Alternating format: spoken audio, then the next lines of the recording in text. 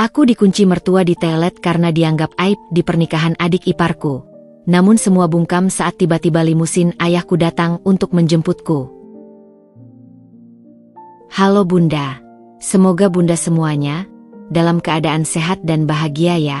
Sebelum masuk ke ceritanya, jangan lupa like, komen dan subscribe channel ini ya. Selamat menonton.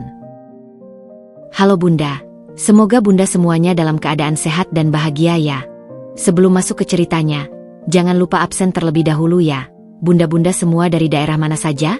Jangan lupa like, komen, dan subscribe channel ini ya. Selamat menonton. Gemerlap lampu kristal memantulkan kilau emas di sekeliling ruangan ballroom yang megah. Setiap detail pernikahan Mela, adik iparku, dibuat sempurna.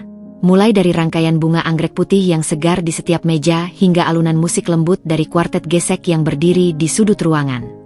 Aku, Dinda, berdiri di samping suamiku, Mas Bahri, merasa seperti ikan yang terlempar ke daratan.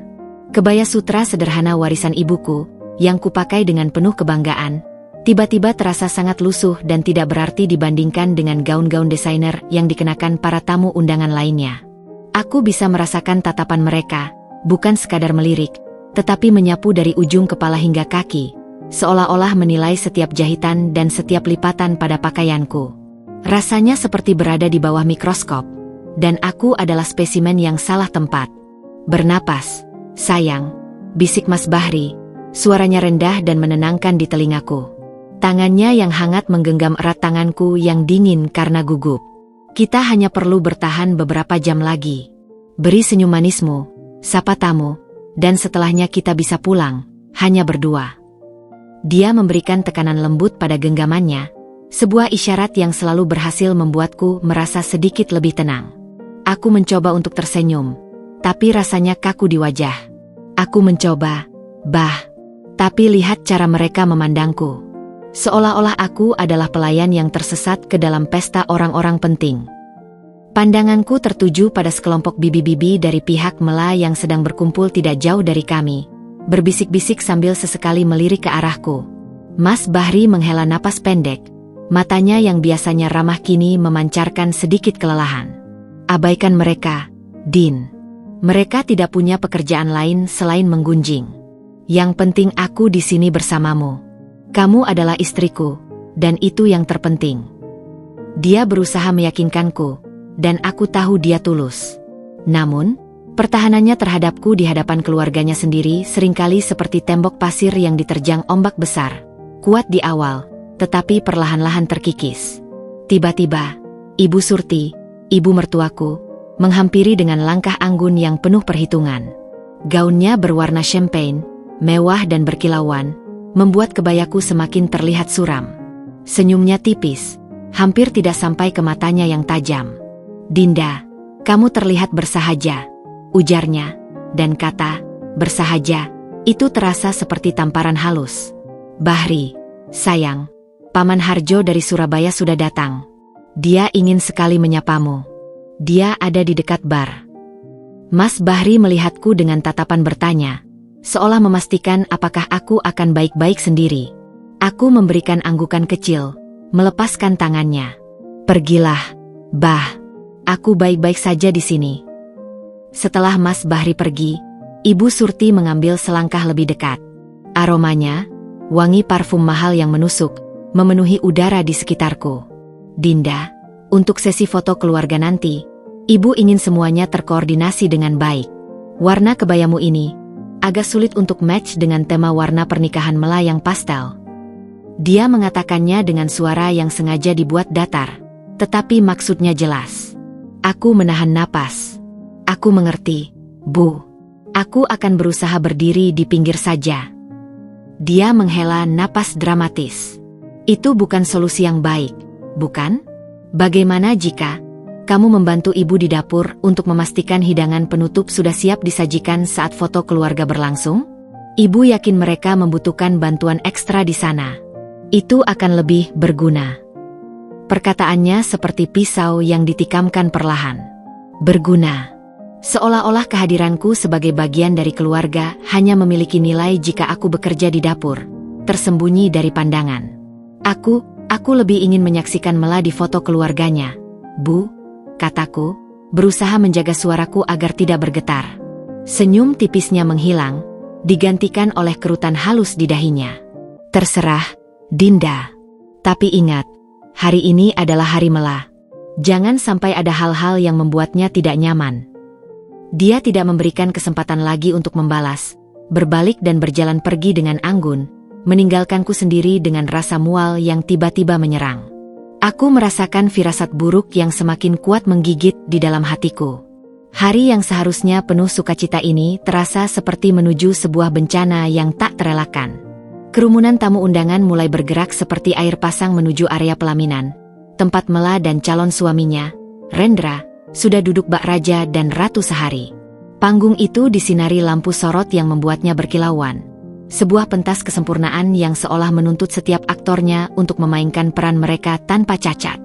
Jantungku berdebar kencang, tidak lagi karena gugup, tetapi karena sebuah kecemasan yang menguar seperti parfum murah di tengah wewangian mewah. Aku mencari-cari Mas Bahri di kerumunan, tetapi dia masih terlihat asyik berbincang dengan Paman Harjo. Tangannya terkadang melambai untuk menekankan sebuah poin. Aku merasa sangat sendirian di tengah lautan orang. Tiba-tiba, Ibu Surti muncul lagi di sampingku, seolah melayang dari balik kerumunan. Wajahnya sekarang memakai ekspresi yang dibuat-buat panik. Dinda, di sini kamu rupanya. Ibu mencari-carimu, katanya, tangannya yang dingin memegang lenganku dengan erat, hampir mencengkeram. Ada apa, Bu? Tanyaku, mencoba melepaskan diri dari genggamannya tanpa terlihat kasar.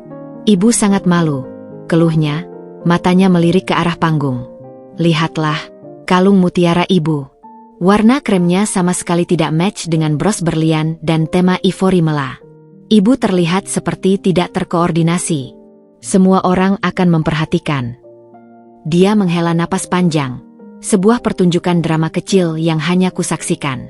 Kalung mutiaraku yang warna putih susu, yang itu loh, yang dengan bandnya yang elegan, ibu taruh di meja rias kamar atas. Kamu kan tahu, kamar yang paling ujung di sebelah kiri. Tolong ambilkan untuk ibu. Ya, sayang? Ibu tidak bisa meninggalkan panggung sekarang. Aku memandangnya dengan skeptis. Meja rias kamar atas?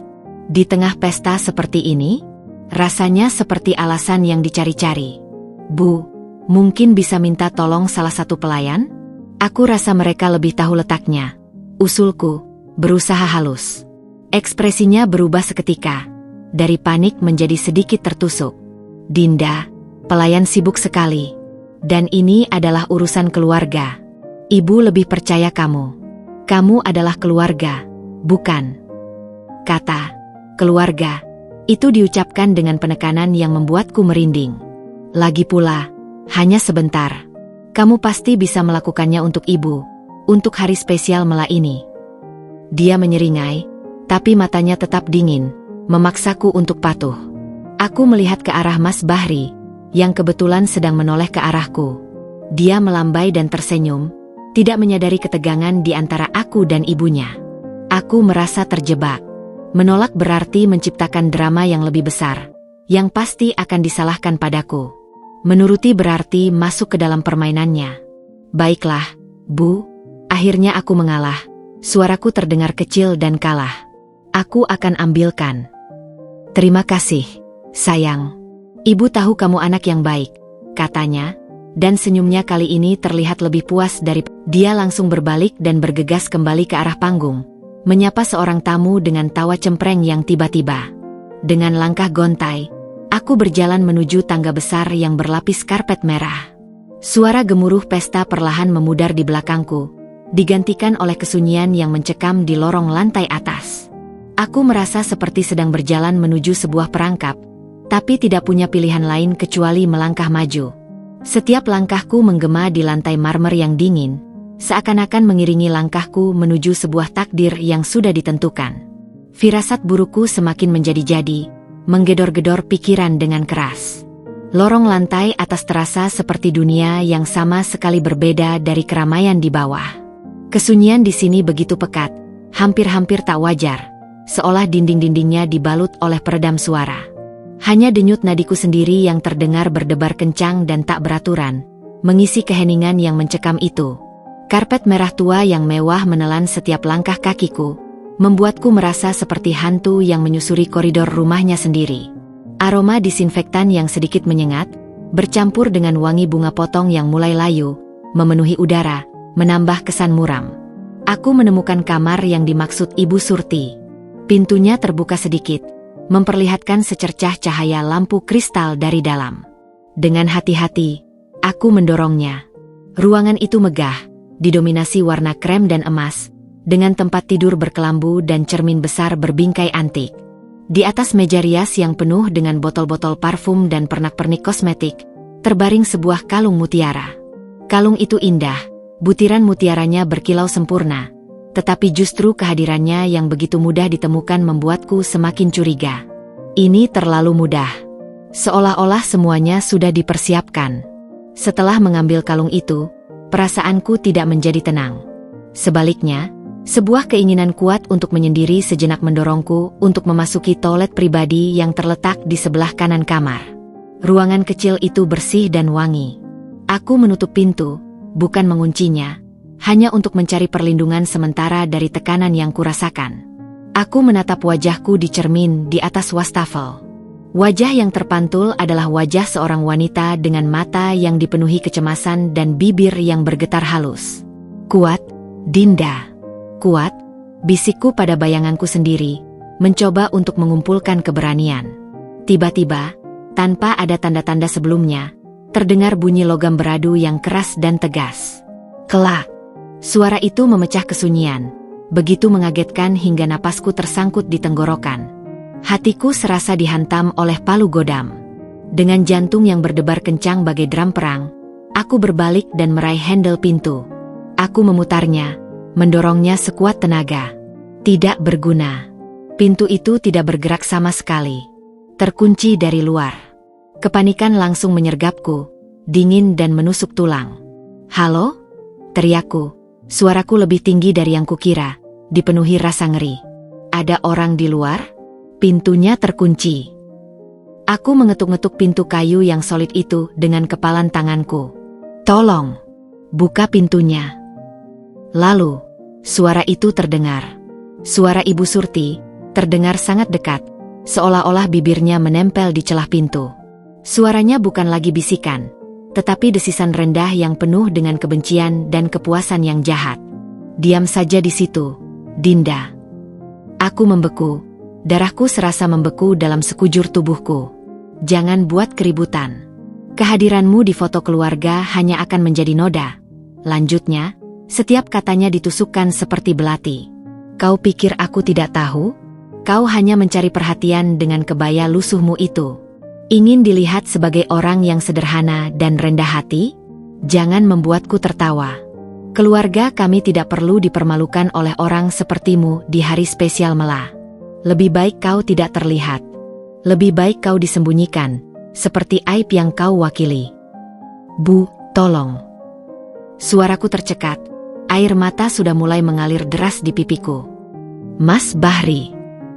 "Bahri," potongnya dengan ejekan. "Bahri sedang sibuk dengan keluarganya yang sesungguhnya. Dia bahkan tidak akan menyadari kau hilang. Sekarang, diamlah. Nikmati pesta dari dalam sini." Aku mendengar langkah kakinya yang perlahan menjauh, meninggalkanku sendiri. Suara langkah itu semakin lama semakin lembut, akhirnya hilang ditelan kesunyian lorong. Aku merosot lemas di lantai keramik yang dingin. Tubuhku gemetar tak terkendali. Rasanya seperti tenggelam. Air mata mengucur deras, membasahi kain kebayaku. Penghinaan, pengkhianatan, dan rasa dipermalukan itu begitu dalam dan menyakitkan. Aku bukan lagi seorang menantu. Aku hanya seorang tahanan yang dikurung di dalam penjara berlapis emas. Sementara pesta kehidupan berlangsung begitu meriah di seberang pintu. Dinginnya lantai keramik merambat melalui kain kebayaku, menyusup ke dalam tulang-tulangku, seakan-akan ingin membekukan rasa hancur yang sedang mencair di dalam dadaku. Kegelapan di balik pintu itu bukanlah kegelapan yang pekat. Seberkas sinar dari bawah pintu masih membentuk garis kuning pucat di lantai. Tetapi kegelapan itu terasa hidup, menindas, dan penuh dengan ejekan.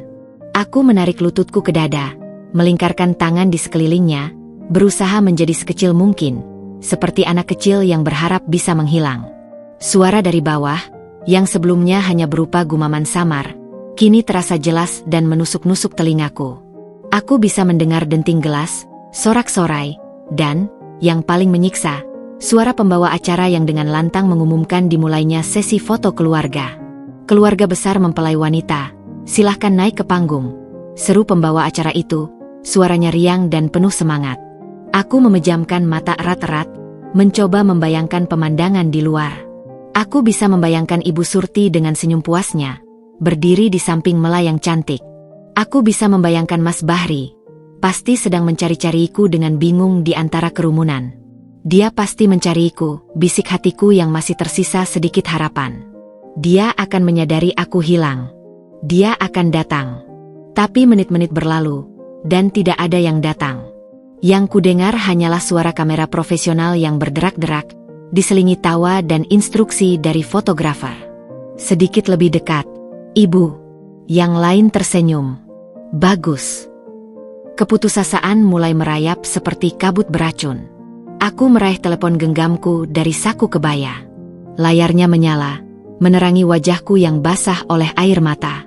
Tapi di sudut kiri atas, tulisan, "No service," menghilangkan semua harapan. Aku mencoba menelepon Mas Bahri berkali-kali, tetapi panggilan tidak pernah tersambung. Aku mengetik pesan singkat, "Bah, aku dikunci di toilet lantai atas. Tolong." Aku menekan tombol kirim, tetapi pesan itu hanya berputar-putar sebelum akhirnya muncul tanda seru merah, gagal terkirim. Aku melemparkan ponselku ke lantai dengan putus asa. Suaranya beradu dengan keramik terdengar seperti pukulan terakhir bagi jiwa yang sudah terluka. "Tolong, ada orang tidak?" teriakku lagi, suaraku serak dan penuh keputusasaan. Aku memukul-mukul pintu dengan sisa tenaga yang ada. "Tolong dengar aku." Tidak ada jawaban. Hanya suara musik orkestra yang mengalun lembut dari bawah, seolah jak mengolok-olok penderitaanku. Lagu yang seharusnya merayakan kebahagiaan, kini berubah menjadi soundtrack bagi penyiksaan mental yang kualami.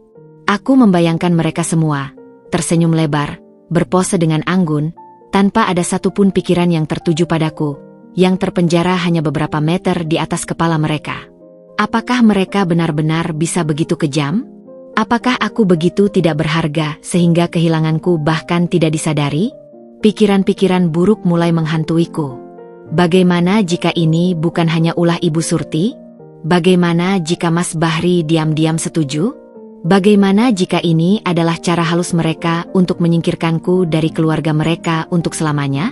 Air mata mengalir tanpa henti sekarang, bukan lagi karena marah atau sakit, tetapi karena rasa kesepian yang begitu dalam dan pedih. Aku merasa seperti sebuah benda yang tidak diinginkan, dibuang dan dilupakan di sudut paling gelap. Waktu berjalan dengan lambatnya siksaan. Setiap detik terasa seperti 1 jam. Keriuhan di bawah mulai mereda. Sepertinya sesi foto telah usai. Suasana kembali ke pesta. Dan aku masih di sini, terkurung, terasing, dan hancur.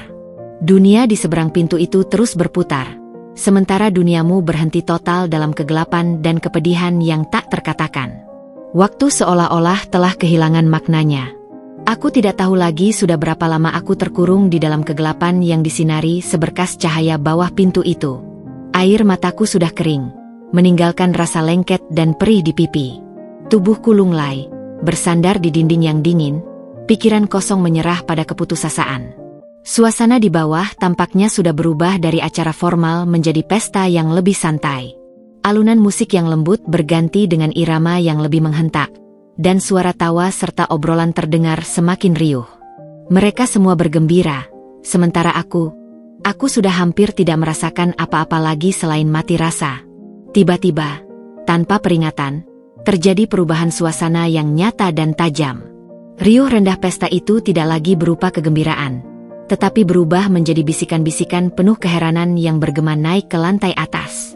Suara musik yang menghentak itu tiba-tiba dimatikan, meninggalkan kesenyapan yang aneh, yang dengan cepat diisi oleh desis-desis penasaran yang semakin keras. Aku mengangkat kepalaku, tubuhku yang lemas tiba-tiba tegang. Ada sesuatu yang terjadi, sesuatu yang besar. Lalu, Terdengar suara langkah kaki tegas dan cepat, bukan langkah satu atau dua orang, melainkan sekelompok orang, berjalan melalui lobi utama di bawah. Suara itu begitu berwibawa, hingga sejenak semua bisikan pun mereda. Jantungku berdebar kencang, tidak lagi karena takut, tetapi karena sebuah firasat aneh yang mulai menyala dalam diriku. Kemudian, sebuah suara terdengar. Suara pria yang dalam, tenang, namun memotong melalui keheningan yang tegang dengan jelas dan penuh otoritas. Suara yang sangat ku kenal. Suara yang sejak kecil memberiku rasa aman. Saya mencari putri saya, Dinda. Dia seharusnya ada di sini. Ayah, batiniku berteriak. Tapi, tidak mungkin. Ayahku? Ayahku yang pendiam, yang berbicara dengan suara lembut, yang selalu mengenakan kemeja sederhana? Suara ini adalah suara seorang yang biasa memberi perintah, suara yang tidak terbantahkan. Aku merangkak mendekati pintu, menempelkan telingaku di kayu yang dingin, berusaha menangkap setiap kata. Ada keributan kecil. Aku bisa mendengar suara Ibu Surti, bernada tinggi dan dibuat-buat ramah, mencoba menengahi. Oh, Bapak maaf, kami tidak dititipi. Dinda sedang. Saya tidak berbicara dengan Anda. Suara ayahku memotong dengan dingin, efektif mematikan suara Ibu Sertu. Saya berbicara dengan manajer acara. Anak saya, Dinda, istri dari Bahri. Dia ada di sini, dan saya akan menemukannya. Tentu saja, Bapak. Suara lain yang gemetar, mungkin manajer acara, segera menjawab. Bisa Bapak describe? Dia mengenakan kebaya biru muda. Teleponnya tidak diangkat. Cari. Kegiatan di bawah tiba-tiba menjadi sangat hiruk-pikuk. Aku bisa mendengar langkah-langkah pelayan yang bergegas, suara-suara bingung. Dan di tengah semua itu, suara ayahku tetap tenang namun terasa seperti guntur. Aku mendorong diriku untuk berdiri, kakiku gemetar. Harapan, yang tadi sudah kubaringkan untuk mati, kini berkobar dengan dahsyatnya, membakar setiap sel dalam tubuhku. Ayah datang. Ayah datang untukku. Tapi, dengan cara seperti apa? Suara limusin? Jumlah pengawal? Siapa sebenarnya ayahku selama ini? Bapak, ini pasti salah paham. Suara Mas Bahri akhirnya terdengar, penuh dengan kekhawatiran dan kebingungan yang nyata. Saya juga sedang mencari Dinda. Dia hilang sudah hampir 1 jam. 1 jam. Suara ayahku menggelegar, dan untuk pertama kalinya, nada itu menunjukkan amarah yang terkendali namun sangat mengerikan. Putri saya hilang selama 1 jam di pesta pernikahan keluarganya sendiri. Dan tidak ada yang merasa ada yang tidak biasa? Tidak ada yang mencarinya dengan sungguh-sungguh. Diam yang menyelimuti ballroom itu begitu pekat, hingga aku bisa mendengar napasku sendiri yang tersengal-sengal. Ayahku tidak hanya datang. Dia datang dengan membawa badai.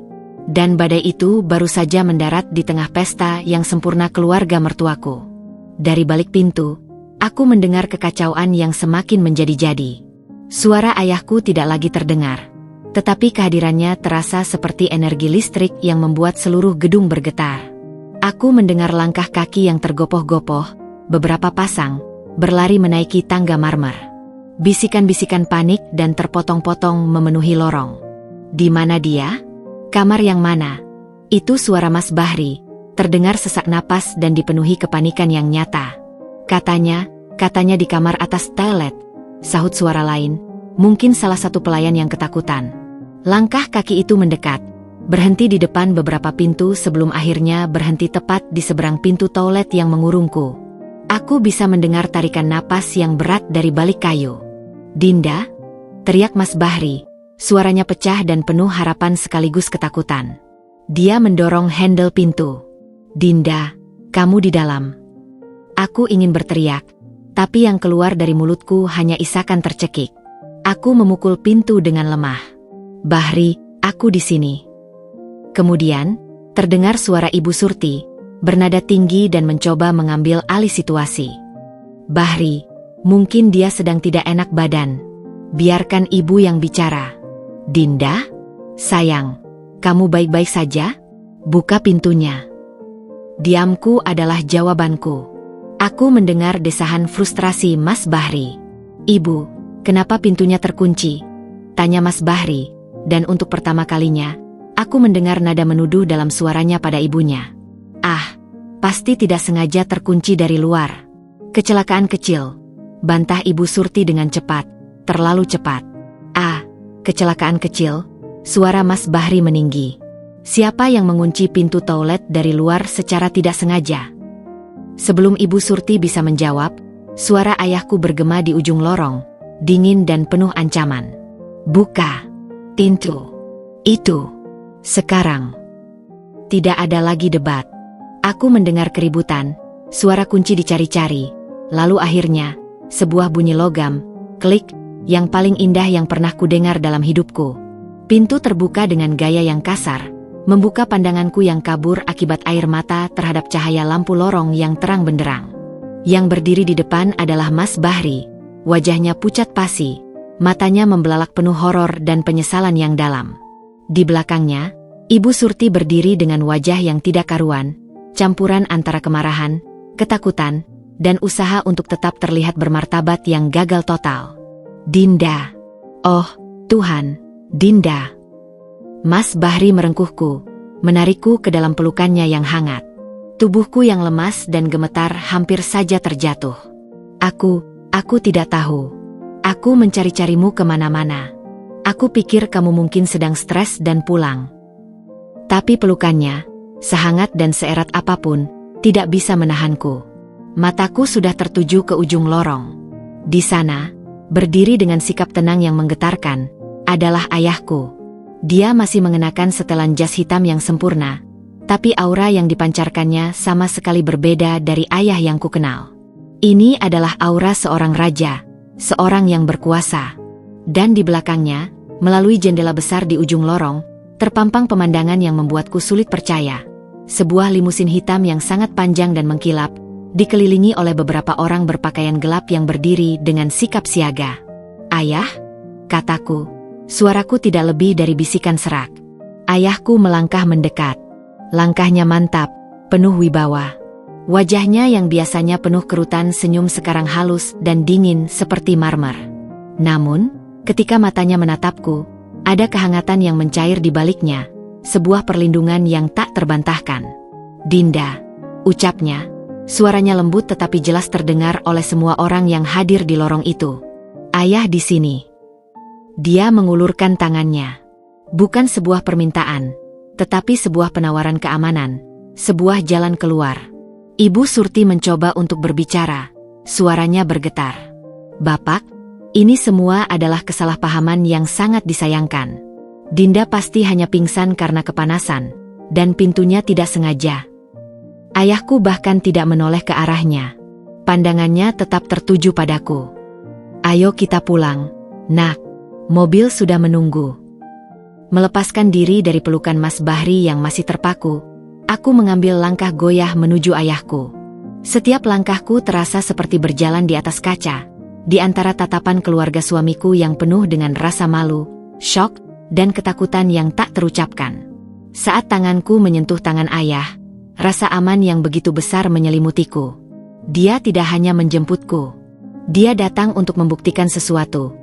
Dan pada saat itu, di lorong yang penuh dengan keheningan yang memalukan itu, semua orang menyadari satu hal. Mereka telah meremehkan orang yang salah. Dengan langkah-langkah yang masih gemetar namun ditopang oleh genggaman tangan ayah yang kokoh, aku berjalan menyusuri lorong menuju tangga besar. Pelukan Mas Bahri masih terasa hangat di pundakku, tapi rasanya seperti kenangan dari kehidupan lain. Saat kami tiba di puncak tangga, pemandangan yang terbentang di bawah membuatku nyaris tersandung. Ballroom yang megah itu kini sunyi, bagaikan sebuah film yang dijeda di tengah adegan paling ramai. Ratusan pasang mata tertuju pada kami, pada ayahku, dan pada sosokku yang compang-camping dengan wajah masih basah oleh air mata. Ekspresi mereka campur aduk, rasa ingin tahu yang tak tertahankan, keterkejutan, dan bagi beberapa orang, terutama keluarga mertuaku, sebuah ketakutan yang nyata. Aku melihat Mela, masih dalam gaun pengantinnya yang putih berkilauan, wajahnya pucat dan mulutnya sedikit terbuka, seperti patung yang terkena sihir. Suaminya, Rendra, berdiri kaku di sampingnya, mencoba, dan gagal, untuk terlihat tenang. Tapi ayahku sama sekali tidak peduli dengan pertunjukan ini. Dia terus berjalan, membimbingku menuruni tangga dengan perlahan, seolah-olah aku adalah orang paling berharga di dunia.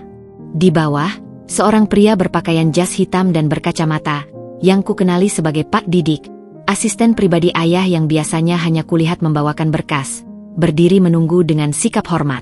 "Semua sudah siap, Pak William," lapor Pak Didik dengan suara rendah namun jelas. "Pak William," hatiku berdesir. Selama ini, aku hanya memanggilnya Ayah. Nama William terasa asing dan begitu berwibawa.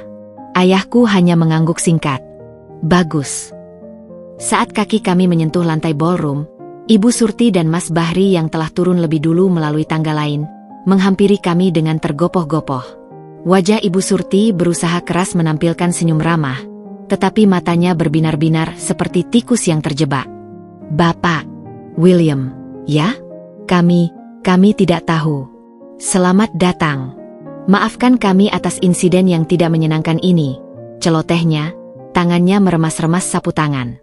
"Ini pasti kesalahpahaman yang sangat disayangkan. Dinda sayang, kamu baik-baik saja, kan?" Ibu sangat khawatir. Ayahku akhirnya menoleh kepadanya.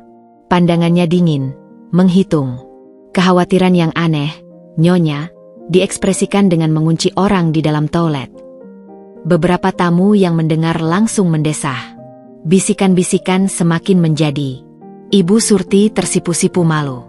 "Tidak, itu tidak disengaja," bantahnya, suaranya semakin tinggi.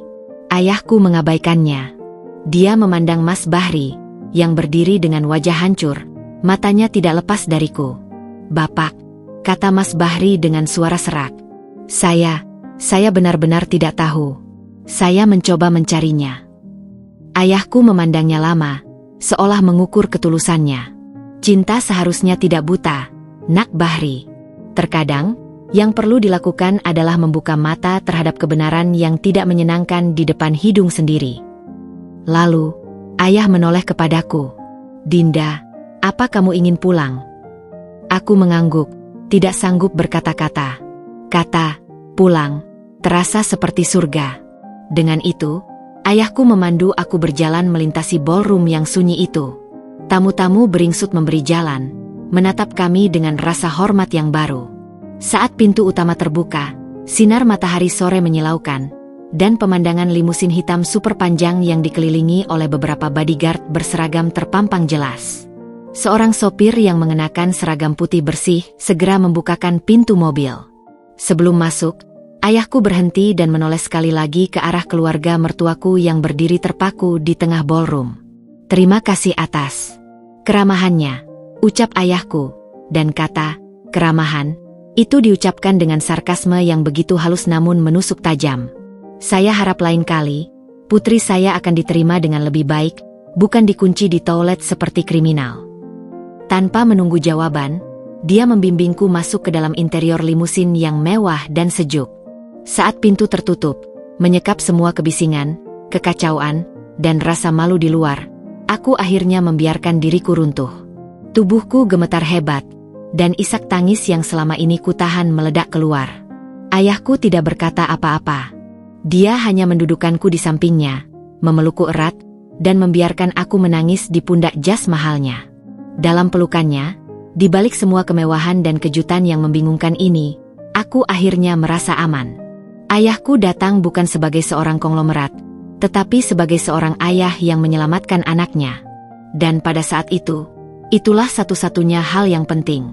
Pintu limusin tertutup dengan bunyi tut yang lembut namun pasti, seperti sebuah penutup akhir dari sebuah babak yang memalukan.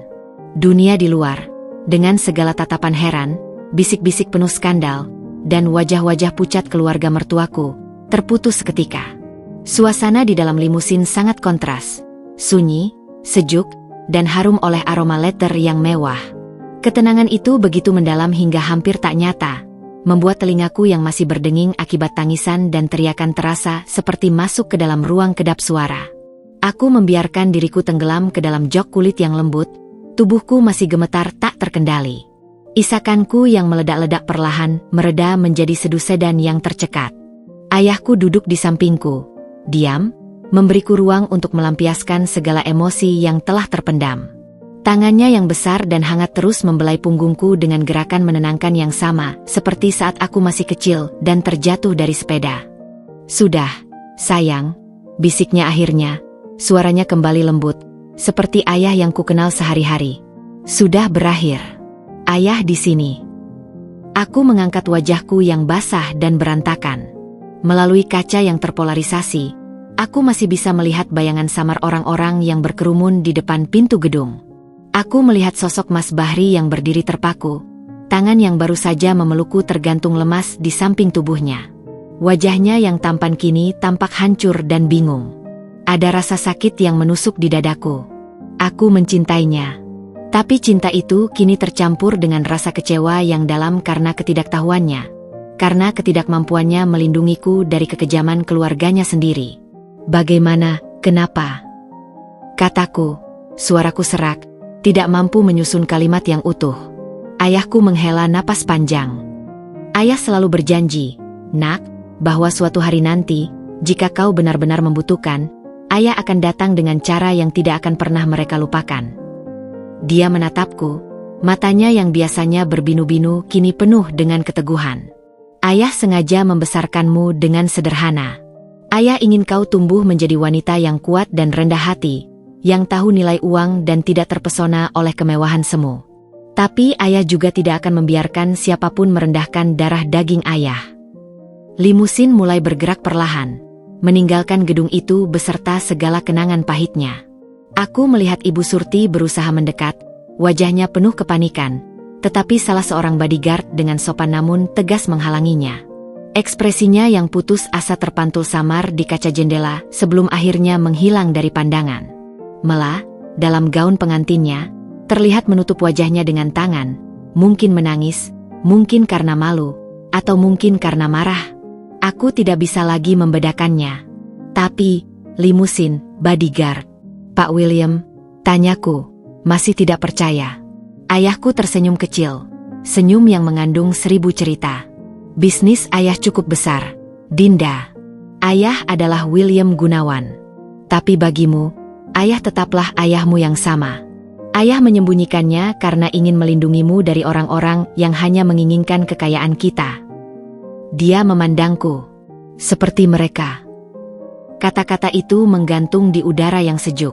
Limusin meluncur mulus meninggalkan area gedung, membawaku pergi dari pesta yang menjadi neraka personal bagiku. Di luar, kehidupan kota berjalan seperti biasa. Orang-orang berjalan, mobil-mobil lalu lalang. Dunia tidak berhenti berputar karena rasa maluku. Tapi di dalam limusin ini, sebuah revolusi telah terjadi. Aku bukan lagi Dinda yang dianggap aib. Aku adalah Dinda, putri William Gunawan. Sebuah identitas yang tidak ku ketahui, tetapi yang dengan satu kedatangan dramatis, telah membalikkan segalanya. Rasa malu dan kepedihan itu masih ada, tetapi sekarang, ada sesuatu yang lain yang mulai tumbuh. Sebuah kekuatan baru, dan sebuah pemahaman pahit bahwa cinta saja kadang tidak cukup ketika diuji oleh kesombongan dan prasangka. Aku menatap jalanan yang mulai terkena sinar jingga matahari sore, merasa seperti seorang yang baru saja lahir kembali ke dalam sebuah realitas yang sama sekali baru. Keesokan harinya, aku terbangun di kamar megah rumah ayahku. Cahaya matahari pagi menyelinap melalui tirai sutra yang tebal, menerangi ruangan yang luas dan elegan. Untuk sesaat, aku merasa seperti berada dalam mimpi. Kenangan pahit pernikahan malah kembali menghantamiku seperti gelombang, diikuti oleh rasa lega yang mendalam karena berada di tempat yang aman. Namun, kedamaian itu tidak bertahan lama. Saat aku turun untuk sarapan, ayahku sudah duduk di kepala meja makan panjang yang terbuat dari kayu mahoni. Dia sedang membaca koran dengan tenang, tetapi aku bisa melihat kerutan halus di dahinya. Pak Didik, asistennya, berdiri di sampingnya dengan tablet di tangan, wajahnya serius. "Selamat pagi, sayang," sapa ayahku, melipat korannya. "Tidurmu nyenyak?" "Lumayan, ayah," jawabku, duduk di sebelahnya. Suasana terasa agak tegang. Ada sesuatu yang terjadi. Ayahku menghela napas. Efek dari pertunjukan kecil kita kemarin mulai terlihat. Dia menyerahkan selembar kertas padaku. Itu adalah printout email kepada keluarga besar Surti Partners dari PT Maju Makmur Sentosa perihal pembatalan kontrak kerjasama. Dengan hormat, berdasarkan kejadian yang tidak mencerminkan nilai integritas dan penghormatan kepada mitra pada acara pernikahan keluarga Anda tanggal 23 Oktober.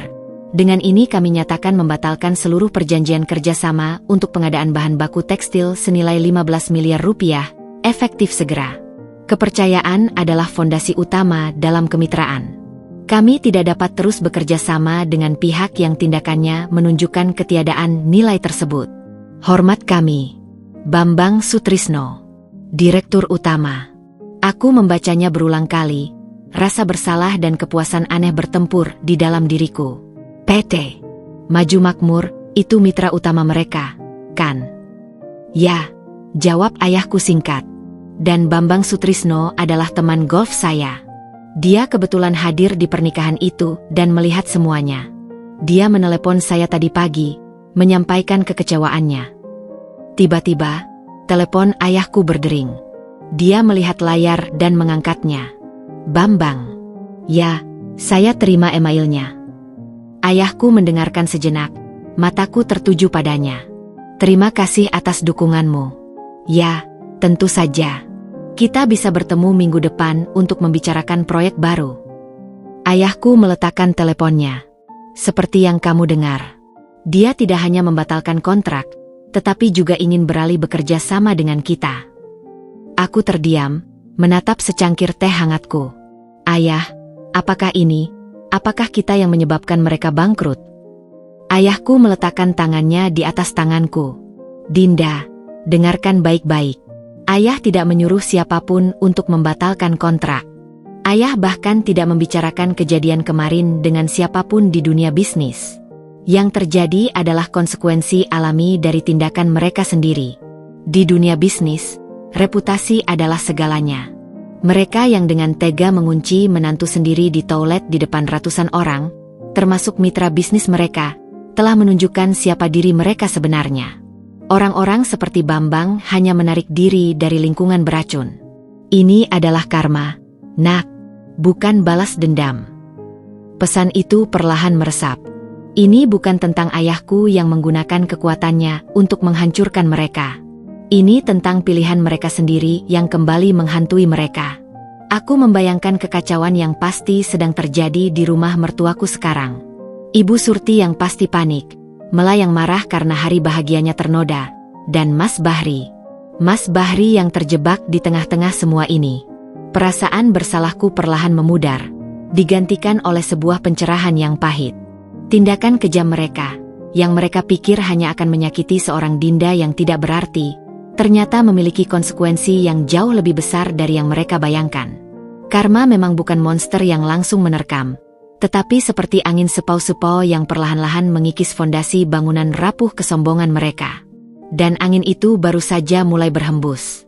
Hari-hari berlalu dalam gelembung kemewahan dan perlindungan yang ayahku ciptakan. Namun, kedamaian itu hanyalah di permukaan. Pikiranku terus-menerus melayang kepada Mas Bahri. Setiap dering telepon membuat jantungku berdebar kencang. Berharap itu adalah suaranya. Aku merindukan pelukannya, senyumnya, dan cara dia menghiburku dengan lelucon-lelucon receh. Cinta kami tidak serta-merta lenyap karena kejadian mengerikan itu. Justru semakin dalam rasa sakit yang kurasakan karena aku masih sangat mencintainya. Pada hari kelima, keheningan akhirnya pecah. Aku sedang duduk di taman belakang rumah yang luas ketika salah satu pelayan menghampiri. Nona Dinda, ada tamu. Bapak Bahri, katanya dengan suara hati-hati. Dadaku serasa dihantam. Aku menarik napas dalam-dalam sebelum akhirnya berjalan ke ruang tamu utama. Di sana, berdiri Mas Bahri. Dia terlihat seperti bayangan dari dirinya yang dulu. Matanya berkantung, pakaiannya agak kusut, dan ada aura keputusasaan yang menyelimutinya. Melihatnya seperti itu, rasanya ingin aku berlari dan memeluknya, tapi kakiku terpaku di lantai. Dinda, katanya, suaranya serak. Dia mengulurkan tangannya, tapi kemudian menurunkannya lagi. Aku tidak tahu harus mulai dari mana. Ayahku hadir di ruangan itu, duduk di kursi tunggu dengan tenang, mengawasi tanpa banyak bicara, memberikan kami ruang. Aku mencari-carimu sepanjang malam, Din, lanjut Mas Bahri, matanya berbinar. Aku bertengkar hebat dengan ibu. Aku baru tahu bahwa dia yang sengaja menguncimu. Dia mengakuinya. Dia bilang dia hanya ingin melindungi kemurnian Momen untuk Mela. Dia menggelengkan kepalanya, wajahnya muak. Aku hampir tidak mengenali ibuku sendiri. Apa yang kau harapkan dariku, Bah? Tanyaku, suaraku lebih datar daripada yang kuinginkan. Aku hampir tidak bisa tidur, mengingat betapa mudahnya mereka membuangku seperti sampah. Dan kau tidak ada di sana untuk menghentikannya. Aku tahu, serunya, penuh penyesalan. Aku tahu, dan itu yang paling menyiksaku. Aku terlalu sibuk dengan keluarga besarku, dengan pesta, sampai tidak menyadari bahwa orang yang paling penting bagiku sedang disingkirkan. Aku gagal melindungimu, Dinda. Aku mohon, maafkan aku.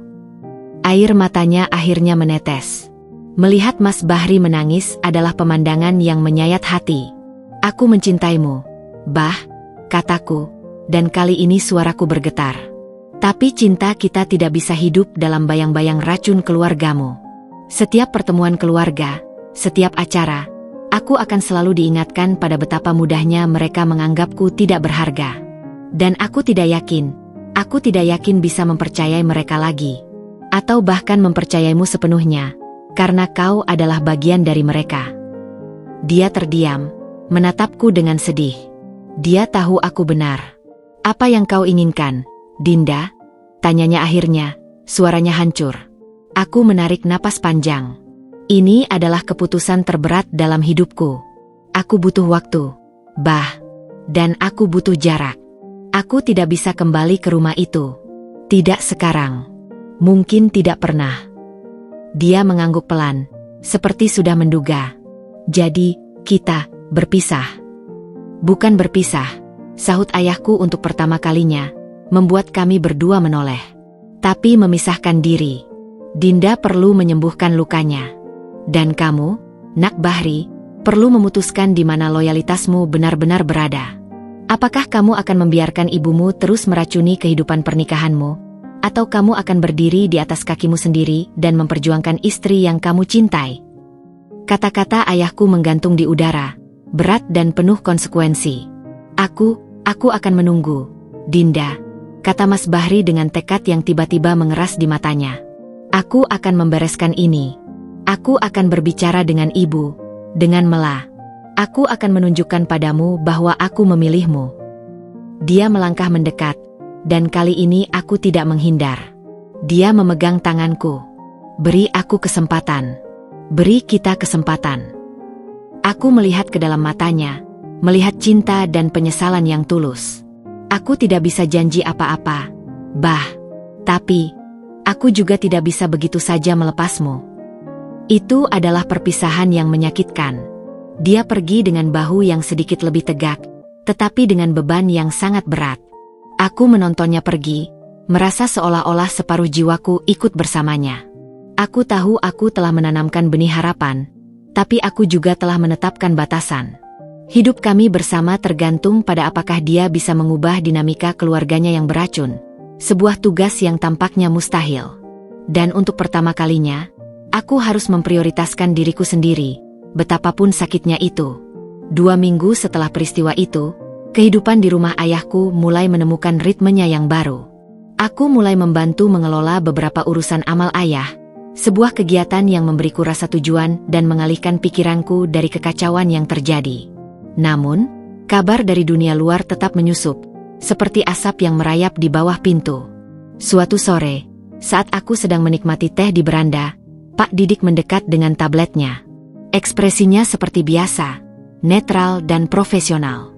Nona Dinda, ada beberapa perkembangan mengenai keluarga mertua Anda, katanya dengan hati-hati. Aku menghela napas, menempatkan cangkir tehku. Apa yang terjadi, Pak Didik? Dari sumber yang dapat dipercaya, kami mendapat informasi bahwa keluarga mempelai pria, keluarga Wijaya, sedang mempertimbangkan untuk membatalkan pernikahan Mela. Dudukku tegak. Membatalkan? Tapi pernikahannya sudah terjadi. Secara hukum, ya. Tetapi tampaknya ada tekanan besar dari keluarga besar Wijaya. Mereka merasa ditipu. Pak Didik menggeser layar tabletnya. Keluarga Wijaya adalah keluarga tua yang sangat menjunjung tinggi reputasi dan kesopanan. Insiden di pesta pernikahan, ditambah dengan kabar buruk yang menyebar tentang karakter keluarga Surti, telah membuat mereka sangat malu.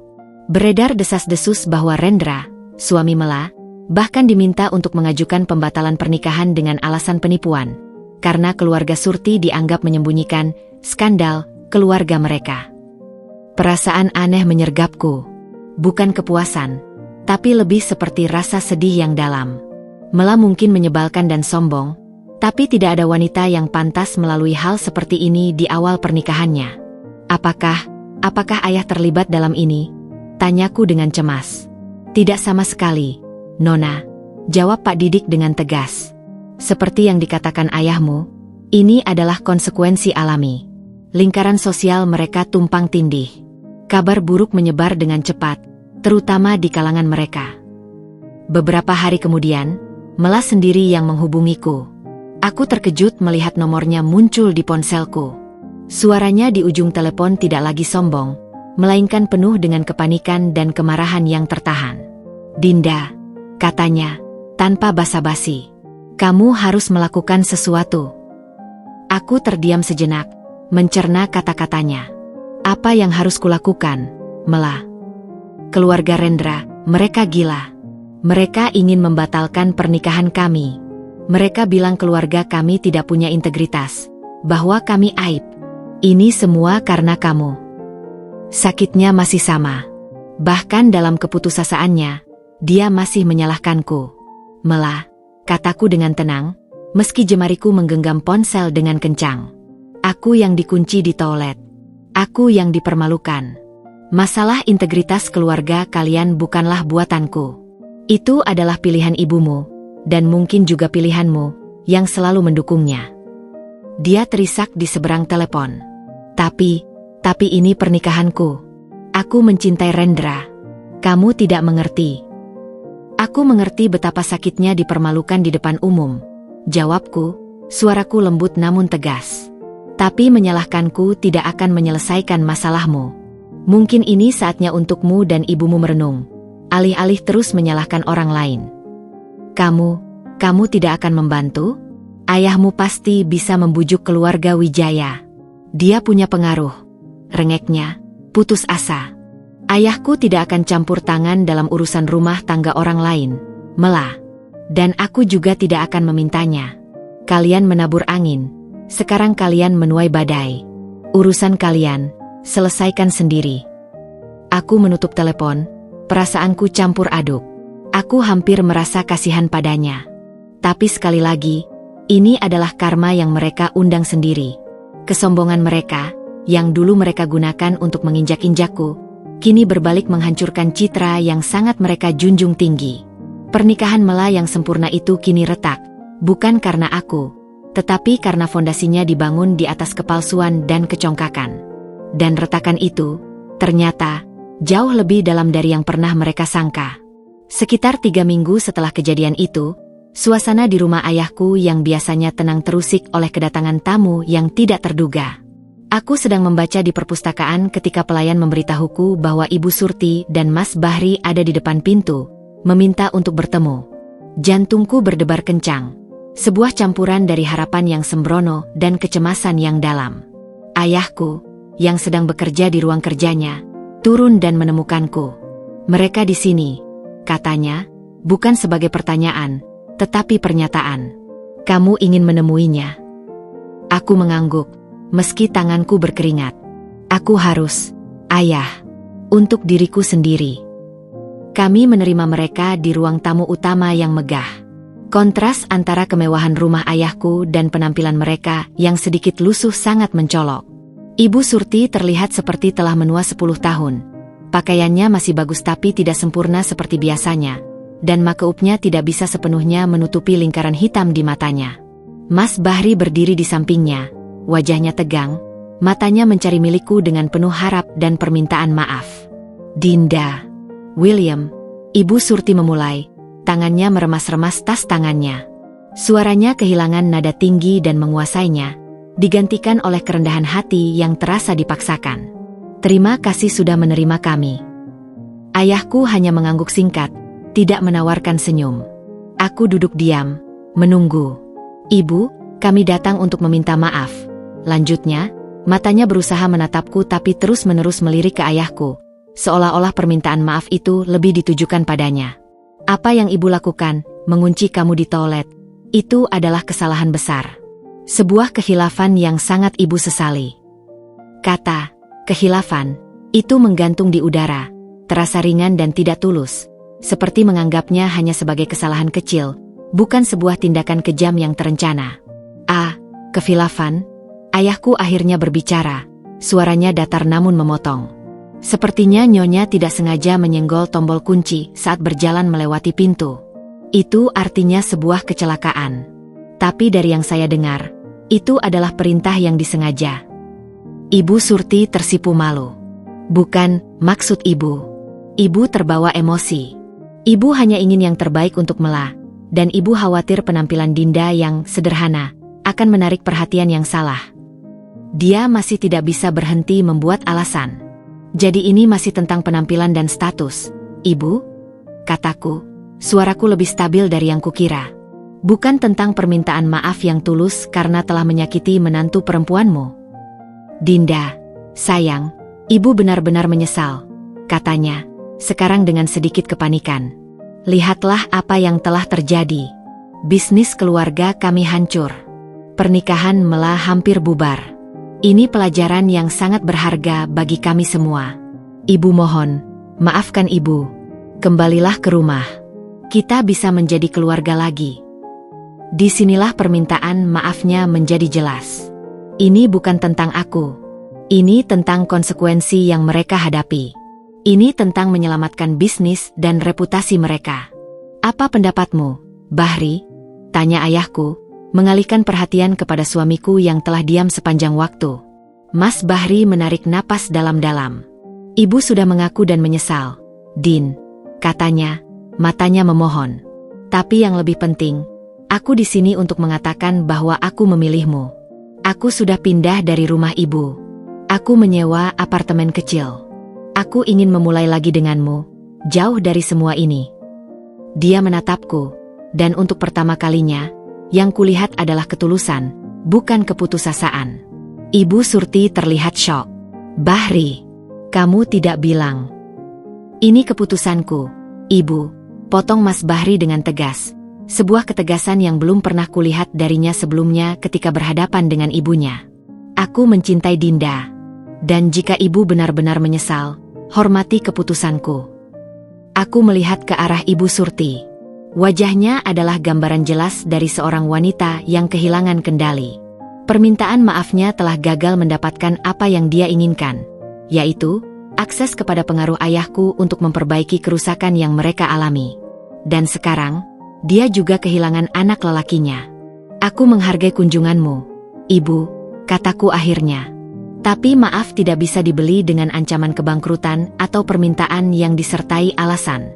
Maaf datang dari pengakuan kesalahan yang tulus, tanpa mengharapkan imbalan apapun. Dan untuk Mas Bahri. Aku menatap suamiku, dan untuk pertama kalinya sejak kejadian itu, sebuah harapan yang kecil dan rapuh muncul di hatiku. Kita akan bicara. Berdua. Kedatangan mereka berakhir dengan Ibu Surti pergi dengan wajah muram dan kekalahan, sementara Mas Bahri meninggalkan seberkas harapan yang nyata. Permintaan maaf yang tidak tulus itu telah gagal, tetapi dari reruntuhannya, mungkin sesuatu yang lebih jujur akan mulai tumbuh. Beberapa minggu berlalu setelah kunjungan Ibu Surti yang tidak membuahkan hasil. Aku dan Mas Bahri mulai menjalin komunikasi lagi, melalui telepon dan pesan singkat. Percakapan kami awalnya canggung, penuh dengan hal-hal yang tidak terucapkan, tetapi perlahan-lahan, kami mulai menemukan kembali keakraban yang dulu. Dia tinggal di apartemen kecilnya, dan aku bisa merasakan tekadnya melalui suaranya. Dia serius ingin berubah. Suatu sore, ayahku memintaku masuk ke ruang kerjanya. Ruangan yang luas dengan rak buku tinggi dan meja kayu besar itu terasa seperti pusat kendali. Dia sedang duduk di belakang mejanya, dan Pak Didik berdiri di sampingnya dengan laporan di tangan. "Dinda, duduklah," kata ayahku dengan suara yang tenang namun serius. "Ada perkembangan lebih lanjut mengenai bisnis keluarga Surti." Aku duduk, hati berdebar-debar. "Apa yang terjadi, Ayah?"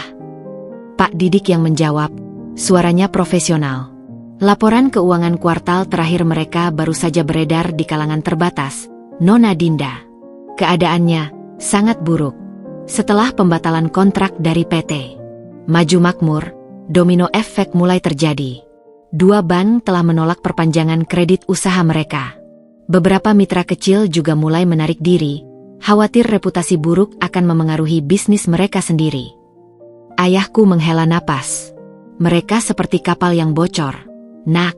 Satu lubang kecil. Dalam hal ini, hilangnya kepercayaan dengan cepat akan membuat kapal tenggelam jika tidak segera ditambal." "Apakah mereka akan bangkrut?" tanyaku.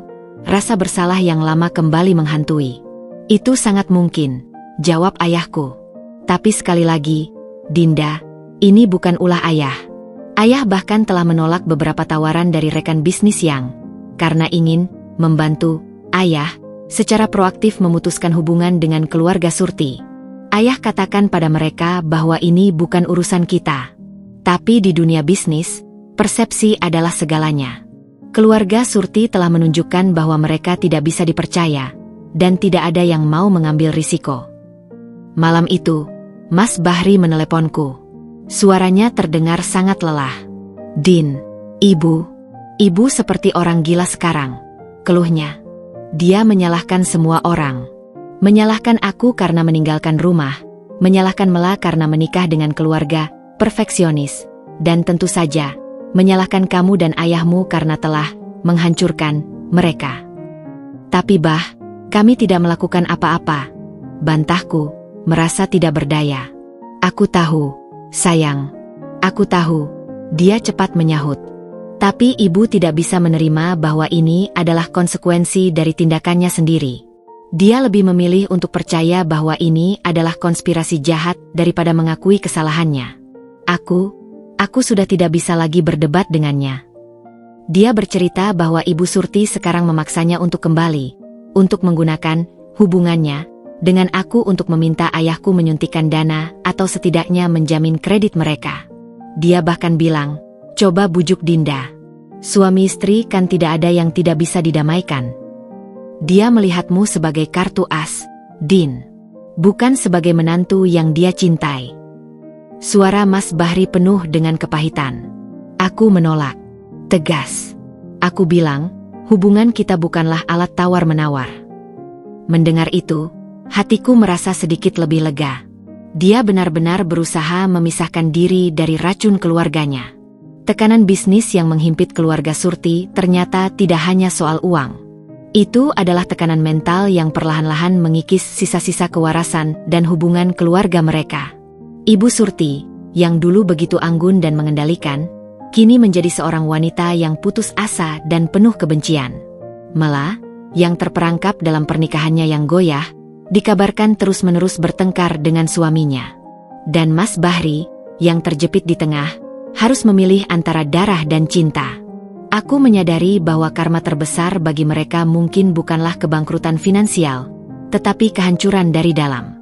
Fondasi keluarga mereka, yang dibangun di atas kesombongan dan penampilan, retak dan berantakan, menyisakan kehancuran yang jauh lebih pahit daripada sekadar kehilangan uang. Mereka saling menyakiti karena tidak ada yang mau mengakui kesalahan terlebih dahulu. Dan dalam kehancuran itu, aku justru mulai melihat dengan jelas jalan mana yang harus kuambil untuk masa depanku sendiri. Percakapan rutin kami melalui telepon mulai menjadi pelampung bagiku di tengah gejolak emosi yang masih berkecamuk. Suatu malam, Mas Bahri mengajakku bertemu. Bukan di rumah ayahku yang megah, yang mungkin akan membuatnya merasa kecil, tapi di sebuah taman kota yang sederhana, tempat kami sering dulu menghabiskan sore saat masih pacaran. Saat aku tiba, dia sudah duduk di sebuah bangku kayu, menatap kolam air mancur yang tenang. Dia terlihat lebih kurus, tapi ada ketenangan baru di matanya, sebuah penerimaan yang tidak ada selama beberapa minggu terakhir. Din, sambutnya dengan senyum kecil saat aku duduk di sampingnya. Tangannya yang hangat segera menggenggam tanganku, dan sentuhan itu terasa seperti pulang ke rumah. Bah, balasku, menikmati kehangatan tangannya. Suasana sunyi, hanya ditemani kicau burung dan desiran angin sore. Aku sudah banyak berpikir, mulainya, matanya menatap air mancur. Selama ini, aku hidup dalam bayang-bayang ibu. Aku selalu membenarkan sikapnya yang dingin padamu dengan alasan, memang begitu caranya. Atau, dia hanya ingin yang terbaik. Aku butuh kejadian mengerikan ini untuk akhirnya membuka mataku. Dia memalingkan wajahnya kepadaku, matanya berbinar dengan ketulusan yang dalam. Aku mencintaimu, Dinda, lebih dari apapun. Dan aku tidak akan membiarkan siapapun, bahkan ibuku sendiri, merendahkanmu atau menyakitimu lagi. Jantungku berdebar kencang. Apa yang kamu usulkan, Bah? Aku tidak bisa kembali ke rumah itu. Aku tidak akan pernah merasa aman di sana. Aku tahu, katanya cepat. Dan aku tidak memintamu untuk kembali. Aku pun sudah keluar dari sana. Dia menarik napas dalam-dalam. Aku diterima tawaran kerja di Surabaya. Sebuah posisi manajer di perusahaan logistik. Gajinya cukup baik. Cukup untuk kita berdua memulai hidup baru di sana. Jauh dari semua drama keluarga kita. Aku tertegun. Surabaya? Itu jauh. Itu tujuannya, Din, katanya, menggenggam tanganku lebih erat.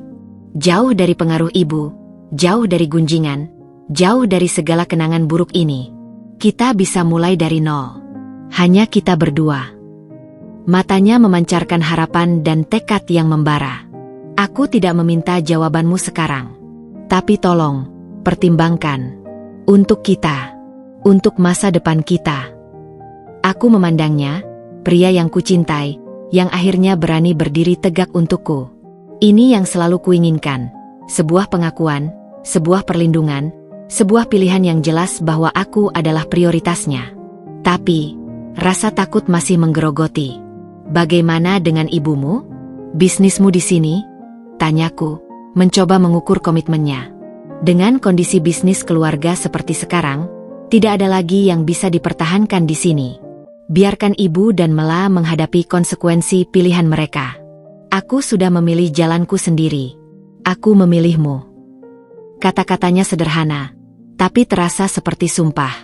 Aku memandangi wajahnya yang tulus, mencoba mencari bayangan keraguan, tapi yang kutemukan hanya cinta dan penyesalan yang tulus. Aku butuh waktu. Bah, bisikku akhirnya. Ini keputusan besar. Tapi, terima kasih. Terima kasih sudah memilihku. Dia mengangguk, memahami. Luangkan waktumu.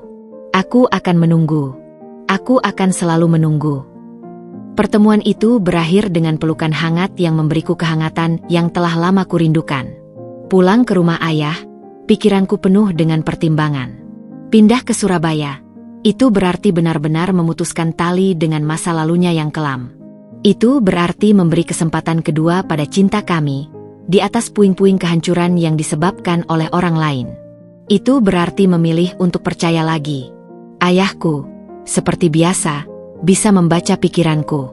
Saat aku menceritakan tawaran Mas Bahri, dia hanya tersenyum kecil. Dia akhirnya bertindak seperti seorang suami sejati, komentarnya. Keputusan ada di tanganmu, Nak. Ikuti kata hatimu. Tapi ingat, kamu selalu punya rumah di sini, apapun pilihanmu. Keputusan untuk memisahkan diri bukan lagi tentang melarikan diri. Sekarang, itu tentang memilih sebuah awal yang baru. Dan untuk pertama kalinya sejak dikunci di toilet itu, aku merasa memiliki kendali atas hidupku sendiri. Dan pilihan itu ada di tanganku. Sebulan setelah pertemuan di taman, keputusan untuk pindah ke Surabaya mulai mengkristal dalam pikiranku. Aku dan Mas Bahri semakin sering berkomunikasi, merencanakan masa depan kami dengan hati-hati dan penuh harapan. Namun, bayang-bayang kehancuran keluarga Surti terus membayangi, sebuah pengingat pahit tentang mengapa kami harus pergi. Suatu sore, Pak Didik datang membawa sebuah amplop coklat tebal.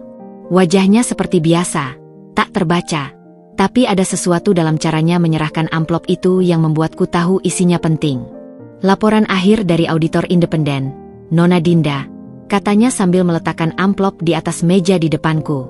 PT Surti Tekstile resmi dinyatakan insolven. Mereka tidak mampu lagi membayar kewajiban jangka pendeknya.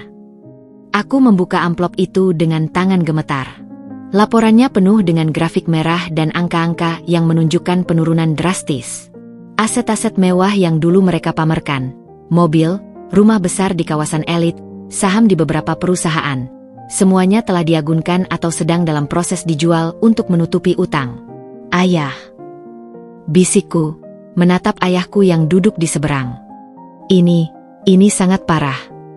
Ayahku mengangguk pelan, wajahnya serius. Mereka seperti orang yang mencoba menimba air dengan ember bocor. Nak, semakin keras berusaha, semakin cepat tenggelam. Yang tersisa sekarang hanyalah kebanggaan yang sudah hancur dan tumpukan utang. Tak lama kemudian, teleponku berdering. Itu adalah Mela. Suaranya tidak lagi penuh dengan amarah atau kepanikan, melainkan hampa, seperti seseorang yang telah menyerah. Dinda, katanya, datar. Kami kehilangan segalanya. Rumah ini akan disita minggu depan. Ibu tidak keluar dari kamarnya selama berhari-hari. Aku terdiam, mencerna kabar itu. Mela, aku tidak tahu harus berkata apa. Kamu tidak perlu berkata apa-apa, jawabnya, dan untuk pertama kalinya, tidak ada nada menyalahkan dalam suaranya. Rendra, keluarganya akhirnya memaksanya untuk meninggalkanku. Mereka tidak mau terkait dengan nama Surti lagi. Aku akan kembali ke rumah yang bahkan tidak akan menjadi milik kami lagi minggu depan.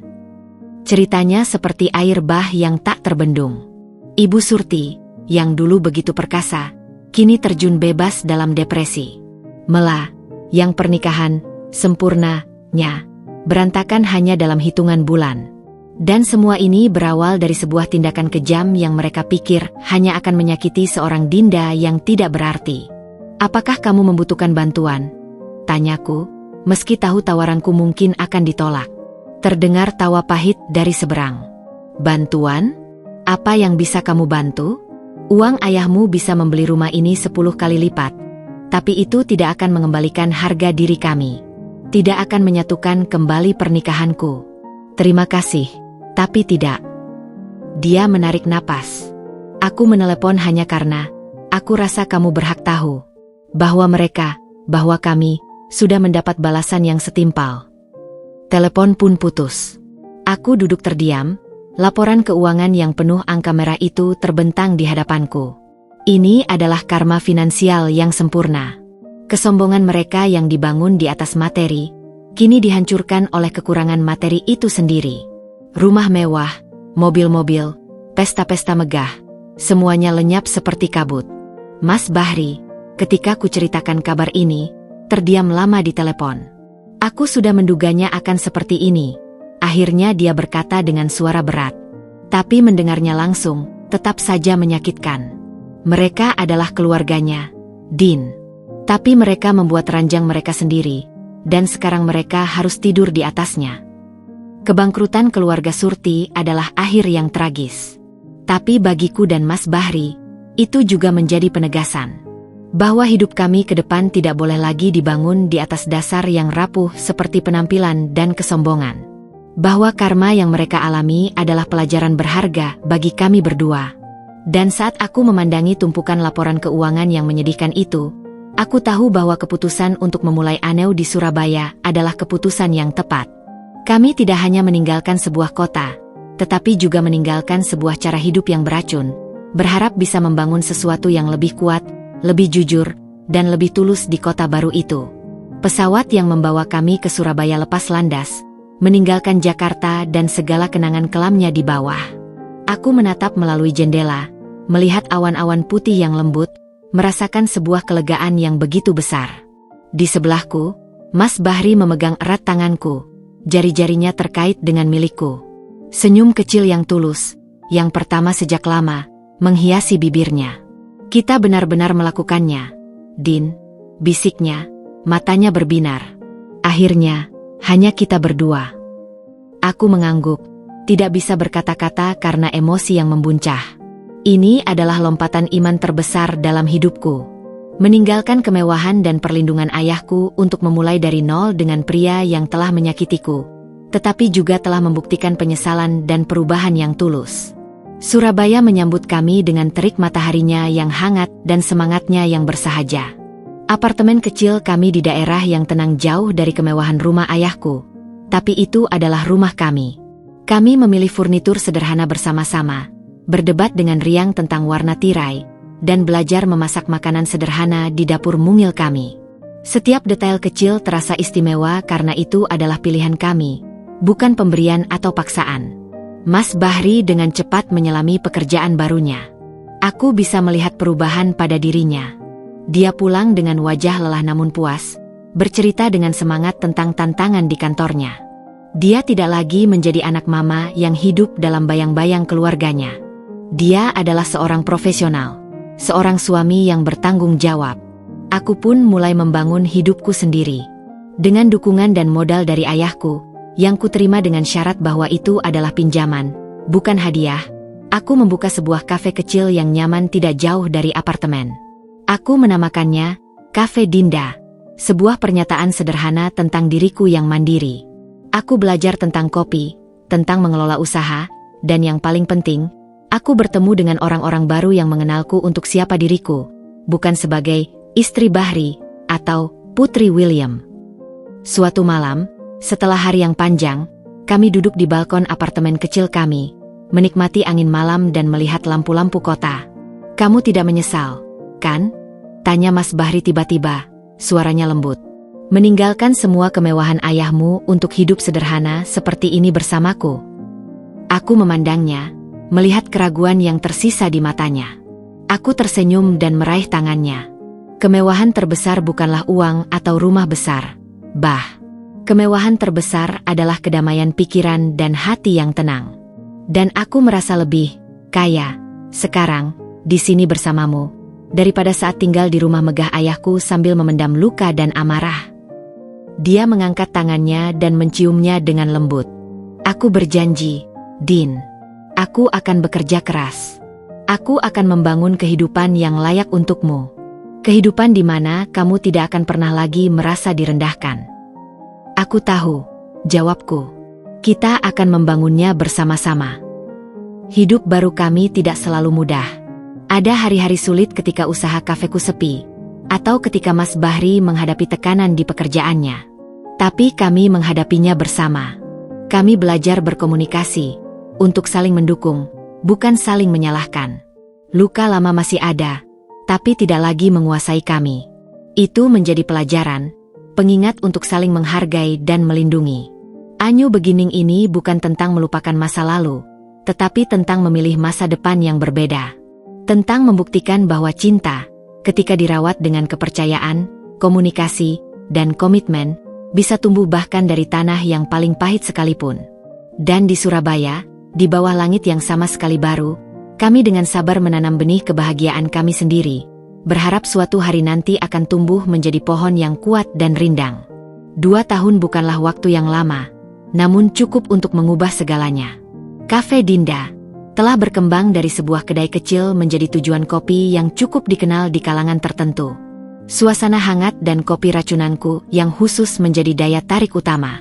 Aku tidak lagi menjadi Dinda yang ragu-ragu. Aku adalah seorang pemilik usaha yang percaya diri, bangga dengan pencapaian kecil yang kubangun dengan tanganku sendiri. Mas Bahri juga telah mendapatkan promosi. Karirnya menanjak stabil di perusahaan logistik tersebut.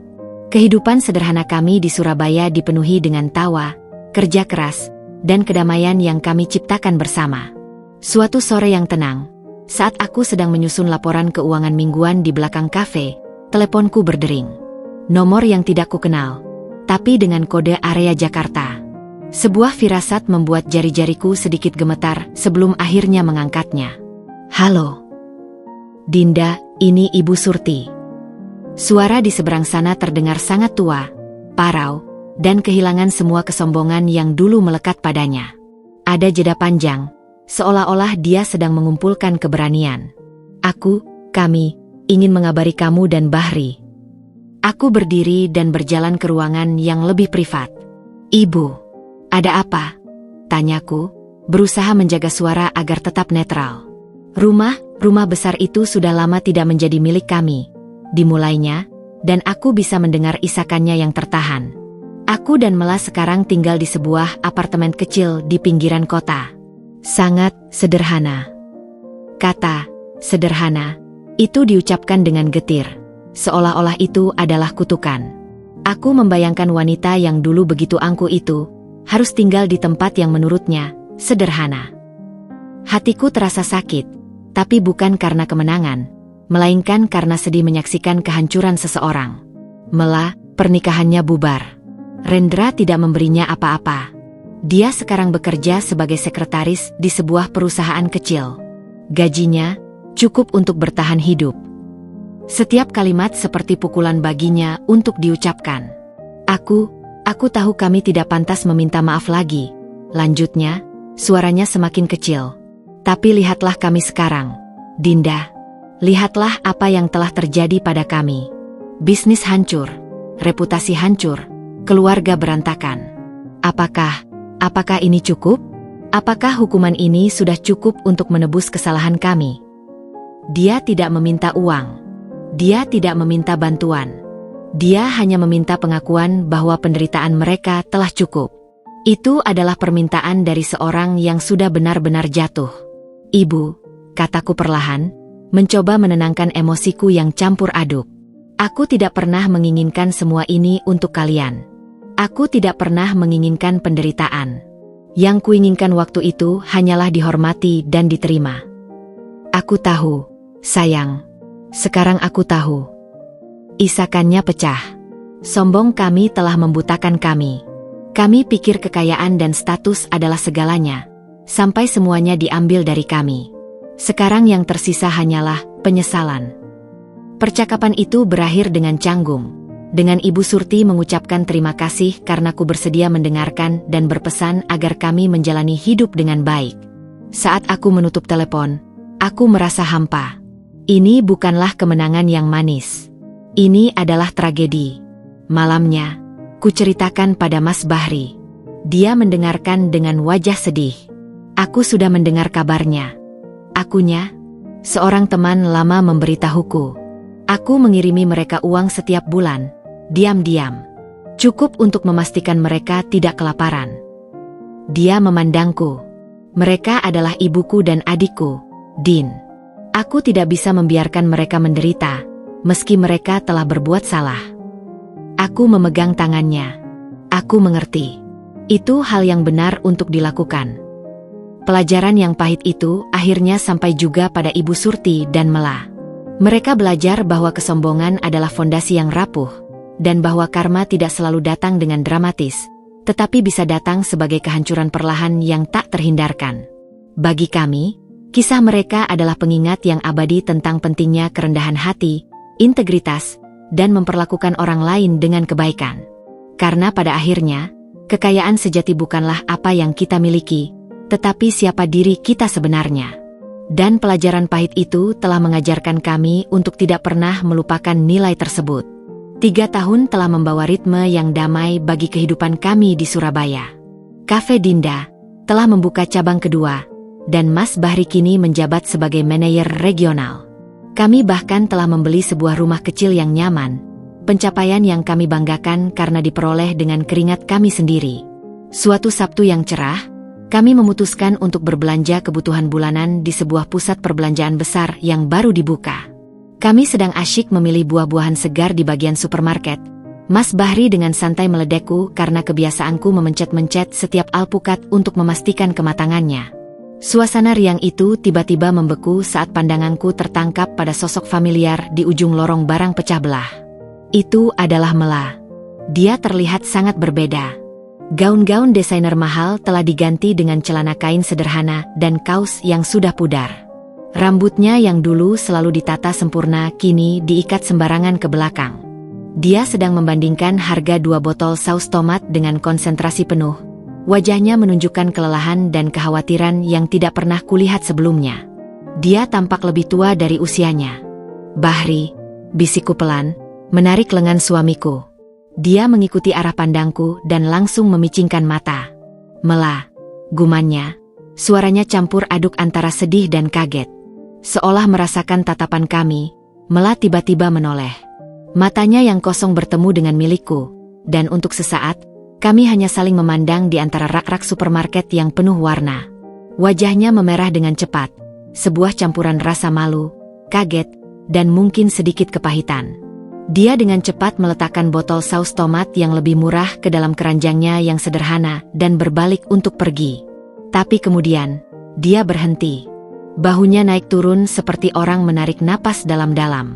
Perlahan, dia menoleh kembali. Aku melihat pergulatan batin di matanya. Kebanggaan lamanya melawan kenyataan hidupnya yang sekarang. Aku memutuskan untuk memecahkan kebekuan. Dengan hati berdebar, aku melangkah mendekat, diikuti oleh Mas Bahri yang tetap diam. "Mela," sapaku, berusaha membuat suaraku senormal mungkin. "Lama tidak berjumpa." Dia mengangguk kaku, tangannya erat memegang keranjang. "Dinda." "Bahri." Suaranya datar. "Iya, lama tidak bertemu." "Kamu baik-baik saja?" tanyaku, meski jawabannya jelas terpampang di depan mata. Dia tersenyum tipis, senyum yang tidak sampai ke matanya. "Hidup." Itu adalah jawaban singkat yang mengandung segalanya. Dia melihat sekeliling, seolah-olah merasa tidak pantas berada di tempat yang sama. Aku harus pergi. Ibu menunggu." Dia tidak menunggu balasan. Dia hanya mengangguk cepat sekali lagi, lalu berbalik dan berjalan cepat, menghilang di antara lorong-lorong toko. Aku berdiri diam, merasakan tangan Mas Bahri yang menghangatkan pundakku. Dia terlihat sangat berbeda, kataku, suaraku lirih. "Ya," jawab Mas Bahri dengan berat. "Hidup telah mengajarkannya pelajaran yang keras." Dia memelukku. "Mari kita selesaikan belanja kita. Jangan biarkan pertemuan ini merusak harimu." Tapi pertemuan itu tidak merusak hariku. Justru, itu memberiku sebuah pencerahan. Aku tidak merasakan kemenangan atau kebencian. Yang kurasakan adalah sebuah penguatan atas pilihanku. Melihat Mela yang terjebak dalam kehidupan yang menyedihkan, membuatku semakin bersyukur atas keberanianku untuk memaafkan dan memberi kesempatan kedua pada Mas Bahri. Kami memilih untuk belajar dari kesalahan dan membangun sesuatu yang baru, sementara mereka terjebak dalam kehancuran yang mereka ciptakan sendiri. Pertemuan tidak sengaja itu adalah pengingat nyata tentang betapa berharganya kedamaian yang telah kami perjuangkan. Dan saat kami meninggalkan pusat perbelanjaan itu, tangan kami masih terkait. Aku merasa lebih kuat dan lebih yakin daripada sebelumnya bahwa kami telah mengambil jalan yang benar. Jalan memaafkan mungkin sulit, tetapi hasilnya jauh lebih manis daripada jalan menyimpan dendam. 5 tahun. Sebuah tonggak waktu yang terasa seperti sekejap, namun cukup untuk mengukir kehidupan baru yang dalam dan bermakna. Suatu sore yang cerah, aku duduk di teras belakang rumah kami yang sederhana namun nyaman, memandangi Mas Bahri yang dengan sabar mengajari putri kecil kami, Kirana, untuk mengayunkan ayunan. Tawa ceria Kirana memenuhi udara, sebuah musik indah yang adalah soundscape kebahagiaan kami. Wajah Mas Bahri, yang dulu kerap diselubungi kekhawatiran dan ketegangan, kini selalu disinari ketenangan dan kebanggaan sebagai seorang suami dan ayah. Keberhasilan, Cafe Dinda, yang ketiga telah memberi kami kemandirian finansial yang kami impikan. Tapi kekayaan sejati kami bukan terletak pada jumlah cabang atau keuntungan, melainkan pada kehangatan rumah yang kami bangun. Sebuah rumah yang bebas dari prasangka, penuh tawa, dan di mana setiap orang dihargai apa adanya. Tiba-tiba, telepon rumah berdering. Aku beranjak dan mengangkatnya. "Halo, Dinda? Ini Ibu." Suara Ibu Surti di seberang sana masih terdengar lirih, namun sudah ada sedikit kelembutan yang dulu tidak ada. Sejak percakapan beberapa tahun lalu, kami sesekali berkomunikasi, selalu singkat dan penuh hati-hati. Aku hanya ingin menanyakan kabar Kirana. Apakah demamnya sudah turun? Ibu Surti tahu tentang Kirana dari Mas Bahri, yang tetap menjaga komunikasi terbatas. Awalnya, hubungan itu hanya sebatas kewajiban. Namun perlahan, terutama sejak kelahiran Kirana, es mulai mencair. Menjadi seorang nenek, rupanya, telah membuka sudut pandang baru dalam hatinya. Sudah turun, Bu. Terima kasih sudah ingat. Sekarang malah sudah lari-larian lagi, jawabku, dan bisa mendengar senyum kecil di seberang telepon. Bagus. Itu kabar bagus. Ada jeda. Dinda. Ibu. Yau bersyukur. Bersyukur Bahri memilihmu. Melihat dia bahagia, itu yang terpenting.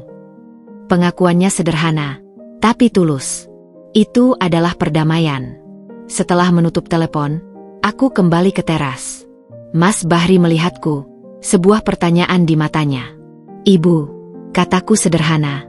Dia bertanya tentang Kirana. Dia mengangguk, memahami. Dia sudah berubah, Din.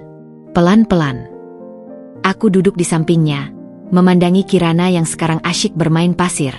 Aku tahu, dan aku bersyukur kita bisa sampai di titik ini. Dia meraih tanganku. Kamu yang mengajarkanku tentang memaafkan, Din. Kamu yang memberi kita semua kesempatan kedua ini. Aku tersenyum, menatapnya. Kita yang memutuskan bersama, Bah. Kamu yang berani mengambil langkah untuk berubah. Kami duduk dalam keheningan yang nyaman, hanya ditemani oleh celoteh riang Kirana. Pikiranku melayang ke masa lalu. Aku mengingat rasa malu dan sakit hati yang dalam saat terkunci di toilet, keputusasaan dalam kegelapan, dan kelegaan saat ayahku datang menjemput. Aku mengingat semua rasa sakit itu, tetapi sekarang, rasanya seperti sebuah cerita tentang orang lain. Luka itu tidak pernah benar-benar hilang, tapi sudah sembuh, meninggalkan bekas yang mengingatkanku pada kekuatan yang kami temukan di baliknya. Kedamaian yang sesungguhnya, aku sadari, bukanlah tentang melupakan. Bukan tentang kemenangan mutlak atas mereka yang telah menyakiti kita. Kedamaian sejati adalah tentang memiliki pilihan untuk tidak lagi dibelenggu oleh rasa sakit itu. Tentang memiliki kemampuan untuk melihat masa lalu tanpa amarah, dan melihat masa depan dengan harap. Tentang membangun kehidupan yang begitu penuh cinta dan makna, sehingga drama masa lalu hanya menjadi sebuah bab awal dalam sebuah buku yang tebal dan indah. Aku memandangi suamiku dan putriku, dua cinta terbesarku. Mereka adalah bukti hidup bahwa dari puing-puing kehancuran, bisa tumbuh sebuah kebahagiaan yang lebih kuat dan lebih tulus. Karma bagi Ibu Surti dan Mela telah berjalan dengan sendirinya, dan kami telah memilih untuk tidak menjadi algojonya, melainkan melanjutkan hidup kami. Inilah kemenangan kami yang sejati. Bukan kekayaan ayahku, bukan kehancuran keluarga mereka, tetapi kehidupan sederhana dan penuh cinta yang kami jalani sekarang. Dan pada saat itu, dengan tangan terpegang erat dan hati yang tenang, aku tahu bahwa kami telah menemukan kedamaian yang sesungguhnya. Sebuah kedamaian yang diperjuangkan, dimaafkan, dan akhirnya diterima dengan syukur. 5 tahun berlalu dalam harmoni yang kami kira tak akan ternoda. Kirana telah tumbuh menjadi balita yang ceria, dan Cafe Dinda, cabang keempat sedang dalam perencanaan. Kehidupan kami di Surabaya bagai lukisan yang sempurna. Sampai suatu pagi, ketika secarik amplop coklat polos tanpa nama pengirim menyelinap di antara tumpukan tagihan dan brosur di kotak surat kami. Mas Bahri yang membukanya. Aku melihat perubahan pada postur tubuhnya seketika. Bahunya yang biasanya tegak, perlahan melengkung. Wajahnya yang cerah berubah pucat. Matanya menatap huruf-huruf di kertas itu seperti melihat hantu. Bah, apa isinya? Tanyaku, meletakkan cangkir kopi yang sedang kusiapkan untuknya. Dia tidak menjawab. Tangannya gemetar. Dengan hati berdebar, kuambil kertas itu dari tangannya. Isinya sederhana, tapi setiap kata seperti pisau belati. Bahri, kabar baiknya, aku sudah bebas. Kabar buruknya, aku butuh tempat berpijak. Kau kan satu-satunya keluarga yang kupunya. Aku tunggu di halte bis Terminal Purabaya. Besok siang. Jangan bawa siapa-siapa. Terutama jangan bawa istrimu. Surat itu ditandatangani dengan sebuah nama yang membuat darahku membeku. Rina. Aku menatap Mas Bahri, mencari penjelasan di matanya yang menghindar. Siapa Rina ini, Bahri? Tanyaku, suaraku bergetar menahan ledakan rasa takut dan sakit hati. Dia menghela napas panjang, menutup matanya sejenak sebelum akhirnya menatapku. Rasa bersalah yang dalam terpancar jelas. Rina adalah mantan istriku, Din. Dunia serasa berhenti berputar. Mantan istri. Selama 10 tahun kami bersama, 5 tahun sebagai suami istri, tidak pernah sekalipun nama ini disebut. Mantan istri, kataku, tidak percaya. Kamu pernah menikah sebelum kita. Dia mengangguk, wajahnya hancur. Itu adalah masa lalu yang sangat kelam, Din. Kami menikah muda, sangat muda. Itu adalah sebuah kesalahan besar. Dia, Rina, terlibat dalam masalah hukum. Penipuan. Dia dihukum 5 tahun lalu. Aku berusaha memutuskan semua hubungan, pindah ke Surabaya, dan berjanji untuk memulai hidup baru. Aku bertemu denganmu, dan aku takut kehilanganmu jika kamu tahu. Jadi kamu membohongiku? Selama 10 tahun, teriakku, air mata mulai mengalir. Rasa percaya yang kubangun dengan susah payah selama ini retak dalam sekejap. Bukan bohong, Din. Hanya tidak mengungkapkan. Bantahnya, mencoba mendekat, tapi ku hindari. Aku ingin melindungimu. Melindungi kita. Dia adalah orang yang beracun, manipulatif. Aku pikir dia sudah tidak akan muncul lagi dalam hidupku. Tapi dia muncul sekarang, Bahri. Dan dia memintamu datang sendirian. Apa yang terjadi? Apa masih ada perasaan? Apa ada hutang? Apa ada rahasia lain yang kamu sembunyikan? Tanyaku, histeris. Semua rasa tidak aman, semua luka lama dari keluarga Surti, kembali menghantamku dengan kekuatan yang berlipat ganda. Tidak ada apa-apa lagi, Dinda. Aku bersumpah, aku cuma takut. Takut dia akan mengacaukan kehidupan kita yang sudah kita bangun susah payah. Tangisnya, dia merangkulku erat, tidak peduli aku meronta. Aku mencintaimu. Aku hanya mencintaimu. Kirana adalah segalanya bagiku. Tolong, percayalah padaku. Tapi kepercayaan itu sudah retak. Konflik baru yang lebih dalam dan lebih personal kini mengancam kedamaian yang telah kami perjuangkan mati-matian. Bayangan masa lalu yang gelap, dalam wujud seorang wanita bernama Rina, telah datang untuk menuntut bagiannya. Dan kali ini, ancamannya tidak berasal dari luar. Ancaman ini datang dari rahasia yang disembunyikan orang yang paling kupercaya, dan itu yang paling menyakitkan. Esok harinya, saat Mas Bahri pergi menemui Rina dengan janji akan terbuka tentang segala hal, aku duduk sendiri di rumah yang tiba-tiba terasa sangat sunyi dan besar. Aku memandangi foto pernikahan kami, mempertanyakan setiap senyum, setiap janji. Apakah kedamaian yang kukira telah kami raih hanyalah ilusi? Apakah cinta kami cukup kuat untuk bertahan dari badai yang datang dari masa lalu yang tak pernah kukenal? Pertanyaan-pertanyaan itu menggantung berat di udara, mengancam akan menghancurkan segalanya. Mas Bahri pulang larut malam. Wajahnya pucat, matanya merah, dan aura kekalahan yang menyelimutinya terasa begitu pekat hingga aku bisa menciumnya dari seberang ruangan. Dia duduk di kursi berlawanan, tidak berani mendekat. Dinda, suaranya serak, penuh kelelahan dan keputusasaan. Aku akan menceritakan semuanya. Semua kebenaran yang selama ini kusembunyikan. Aku hanya duduk diam, tangan melingkari cangkir teh yang sudah dingin, menunggu. Jantungku berdebar kencang, siap menerima pukulan apapun. Rina, dia tidak hanya mantan istriku. Mulainya, menatap lantai. Dia adalah alasan kenapa keluargaku dulu sangat protektif dan menganggap perempuan dari luar status sosial mereka sebagai ancaman. Aku menyipitkan mata, tidak memahami. Rina datang dari keluarga yang sangat sederhana, seperti kamu, lanjutnya, dan kalimat itu menyakitkan. Aku jatuh cinta padanya, nekat menikah muda tanpa restu keluarga. Awalnya bahagia, tapi kemudian, aku tahu dia hanya memanfaatkanku. Dia menghabiskan uangku dengan liar, dan yang paling parah, dia berselingkuh dengan teman kerjaku. Saat ku konfrontasi, dia dengan dingin bilang bahwa dia hanya menikahi nama besar keluarga Surti. Setiap kata seperti pukulan. Aku mulai melihat gambaran yang lebih besar, lebih menyedihkan. Perceraian kami sangat buruk. Dia mengancam akan memfitnah keluargaku jika tidak diberi uang yang besar. Keluargaku, terutama ibu, trauma. Itu sebabnya ibu sangat tidak suka padamu di awal, Din. Bukan karena kamu, tapi karena dia takut sejarah terulang. Aku malu. Malu karena telah begitu naif. Jadi, ketika aku bertemu denganmu, aku memutuskan untuk mengubur masa lalu itu dalam-dalam. Aku pikir, dengan tidak menceritakannya, aku bisa melindungi kita dari bayang-bayang itu. Dia akhirnya menatapku, air mata mengalir di pipinya. Tapi ternyata aku salah. Dengan menyembunyikannya, aku justru membuat kita lebih rentan. Dan sekarang, apa yang dia inginkan? Tanyaku, suaraku datar, menahan gejolak amarah dan rasa sakit. Dia baru belas dari penjara. Dia tidak punya apa-apa.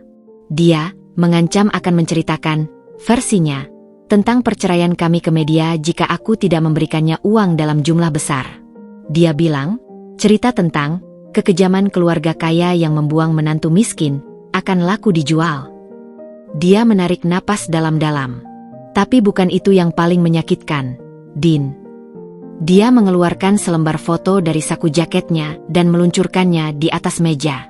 Aku mengambilnya. Foto itu menunjukkan seorang bayi perempuan berusia sekitar 4 tahun. Ada sesuatu yang familiar tentang mata dan senyum kecilnya. Dadaku sesak. Siapa ini? Bisikku, meski hatiku sudah mulai menebak. Dia bilang ini adalah putriku, Dinda. Suara Mas Bahri hampir tidak terdengar. Dia bilang, anak ini lahir setahun setelah perceraian kami. Dia menyembunyikannya dariku, dan sekarang dia menggunakan anak ini sebagai alat pemeras. Dia mau aku mengakui anak itu, memberinya nama belakang Surti, dan tentu saja, uang untuk membesarkannya. Ruang tamu itu terasa seperti kehabisan oksigen. Tidak hanya ada mantan istri, tetapi juga seorang anak. Sebuah anak yang bisa menggeser posisi Kirana. Sebuah bukti nyata dari kehidupan masa lalunya yang tidak pernah ikut hadir. Aku berdiri, tubuhku gemetar. Jadi, selama ini, selain kebohongan besar tentang pernikahanmu, ada juga kemungkinan bahwa kau memiliki seorang anak? Seorang anak yang akan menjadi saudara tiri Kirana. Dinda, tolong. Aku tidak tahu. Aku akan melakukan tes DNA. Ini bisa saja hanya tipuannya yang lain. Dia berteriak, berlutut di depanku. Tapi kerusakan sudah terjadi. Kebohongannya, yang awalnya dianggap sebagai penghilangan informasi, kini terbuka sebagai sebuah lahan ranjau rahasia yang mengancam akan meledakkan keluarga kami. Ancaman Rina bukan hanya uang. Itu adalah ancaman terhadap fondasi pernikahan kami, terhadap kedamaian Kirana, terhadap segala sesuatu yang telah kami bangun. Aku memandangi pria yang kucintai yang kini tersungkur di kakiku. Aku mencintainya. Tapi bisakah cinta bertahan ketika kepercayaan hancur berkeping-keping? Bisakah kami membangun kembali dari kebohongan yang sedalam ini, dengan bayangan seorang anak dan seorang wanita yang manipulatif mengintai di pintu kami? Keluarlah, Bahri, bisikku, suaraku hampa. Aku butuh waktu. Sendiri. Puncak konflik ini bukan lagi tentang Rina. Ini tentang kami. Tentang apakah kita memiliki kekuatan untuk menghadapi kebenaran paling gelap dari masa lalu dan menemukan jalan untuk maju, atau apakah kita akan hancur karenanya. Dan kali ini, tidak ada limusin atau ayah yang bisa datang untuk menyelamatkanku. Aku harus menyelamatkan diriku sendiri, dan memutuskan apakah keluarga yang kubicintai ini layak untuk diperjuangkan. Beberapa hari berlalu dalam kesunyian yang menyiksa. Aku mengasingkan diri di rumah, sementara Mas Bahri menginap di hotel terdekat, menghormati permintaanku untuk ruang dan waktu. Kirana merasakan ketegangan itu, dan keceriaannya meredup, menambah rasa sakit di hatiku. Foto anak perempuan dalam foto itu terus menghantuiku, bersamaan dengan wajah Rina yang penuh kebencian dan wajah Mas Bahri yang hancur. Ayahku menelepon, dan aku menceritakan segalanya dengan suara hampa. Dia mendengarkan tanpa menghakimi, dan di akhir percakapan, dia hanya berkata, "Nak, hidup ini penuh dengan badai. Yang penting bukan dari mana anginnya datang, tapi bagaimana kalian membangun pondasi rumah tanggamu. Apakah cukup kuat untuk bertahan?" Kata-katanya menggema dalam pikiranku. Aku melihat kembali perjalanan kami. Bukan hanya tentang kebohongan ini, tetapi tentang semua yang telah kami lalui. Kami berdua datang dari masa lalu yang penuh luka. Aku dengan rasa tidak aman dan penolakan, dia dengan trauma dan beban keluarga. Tapi bersama-sama, kami telah membangun sesuatu yang indah. Pada hari kelima, aku meminta Mas Bahri pulang. Dia datang dengan wajah was-was, seperti seorang narapidana yang menunggu vonis. Kami duduk di teras yang sama di mana kami biasa menghabis sore dengan tenang. Kali ini, udaranya terasa tegang. Aku marah. Aku memulai. Suaraku jernih meski tangan berkeringat. Aku marah karena kamu tidak mempercayaiku. Karena kamu menganggapku tidak cukup kuat untuk menerima masa lalumu. Kebohonganmu telah menyakiti kami lebih dalam daripada kebenaran itu sendiri. Dia mengangguk, matanya penuh penyesalan. Aku tahu. Aku egois dan pengecut. Aku mohon maaf, Dinda. Aku akan melakukan apapun untuk memperbaiki ini. Tapi, lanjutku, mengambil napas dalam-dalam. Aku juga mengenalmu. Aku mengenal pria yang telah berjuang untukku, yang memilihku di atas segalanya, yang menjadi ayah yang hebat untuk Kirana. Aku percaya pada pria itu. Bukan pada ketakutannya, tapi pada kekuatannya. Matanya membesar, penuh harapan yang hati-hati. Kita tidak bisa mengubah masa lalu, tapi kita bisa memilih bagaimana menghadapinya. Bersama-sama. Rina dan ancamannya adalah masalah kita, bukan hanya masalahmu. Aku mendekat dan memegang tangannya yang dingin. Kita akan menghadapinya. Kita akan lakukan tes DNA. Jika anak itu benar-benar putrimu, maka dia adalah bagian dari keluarga kita. Dan kita akan bertanggung jawab dengan cara yang benar, bukan dengan dipaksa. Jika itu hanya pemerasan, kita akan hadapi dengan hukum. Tapi kita akan melakukannya bersama. Tidak ada lagi rahasia. Air mata mengalir di pipinya, tapi kali ini, bukan air mata keputusasaan, melainkan kelegaan. Kamu masih mau berjuang untuk kita. Aku berjuang untuk kita karena kita. Jawabku, suaraku mantap. Karena cinta kita lebih besar daripada kesalahan kita.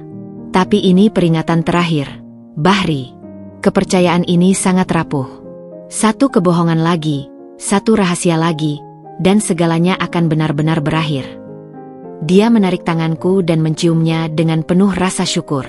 Tidak akan ada lagi rahasia, Dinda. Aku janji. Aku akan terbuka sepenuhnya. Aku akan mendapatkan kepercayaanmu kembali. Sehari demi sehari. Pertemuan itu tidak serta-merta menyelesaikan semua masalah. Masih ada perjalanan panjang yang sulit di depan.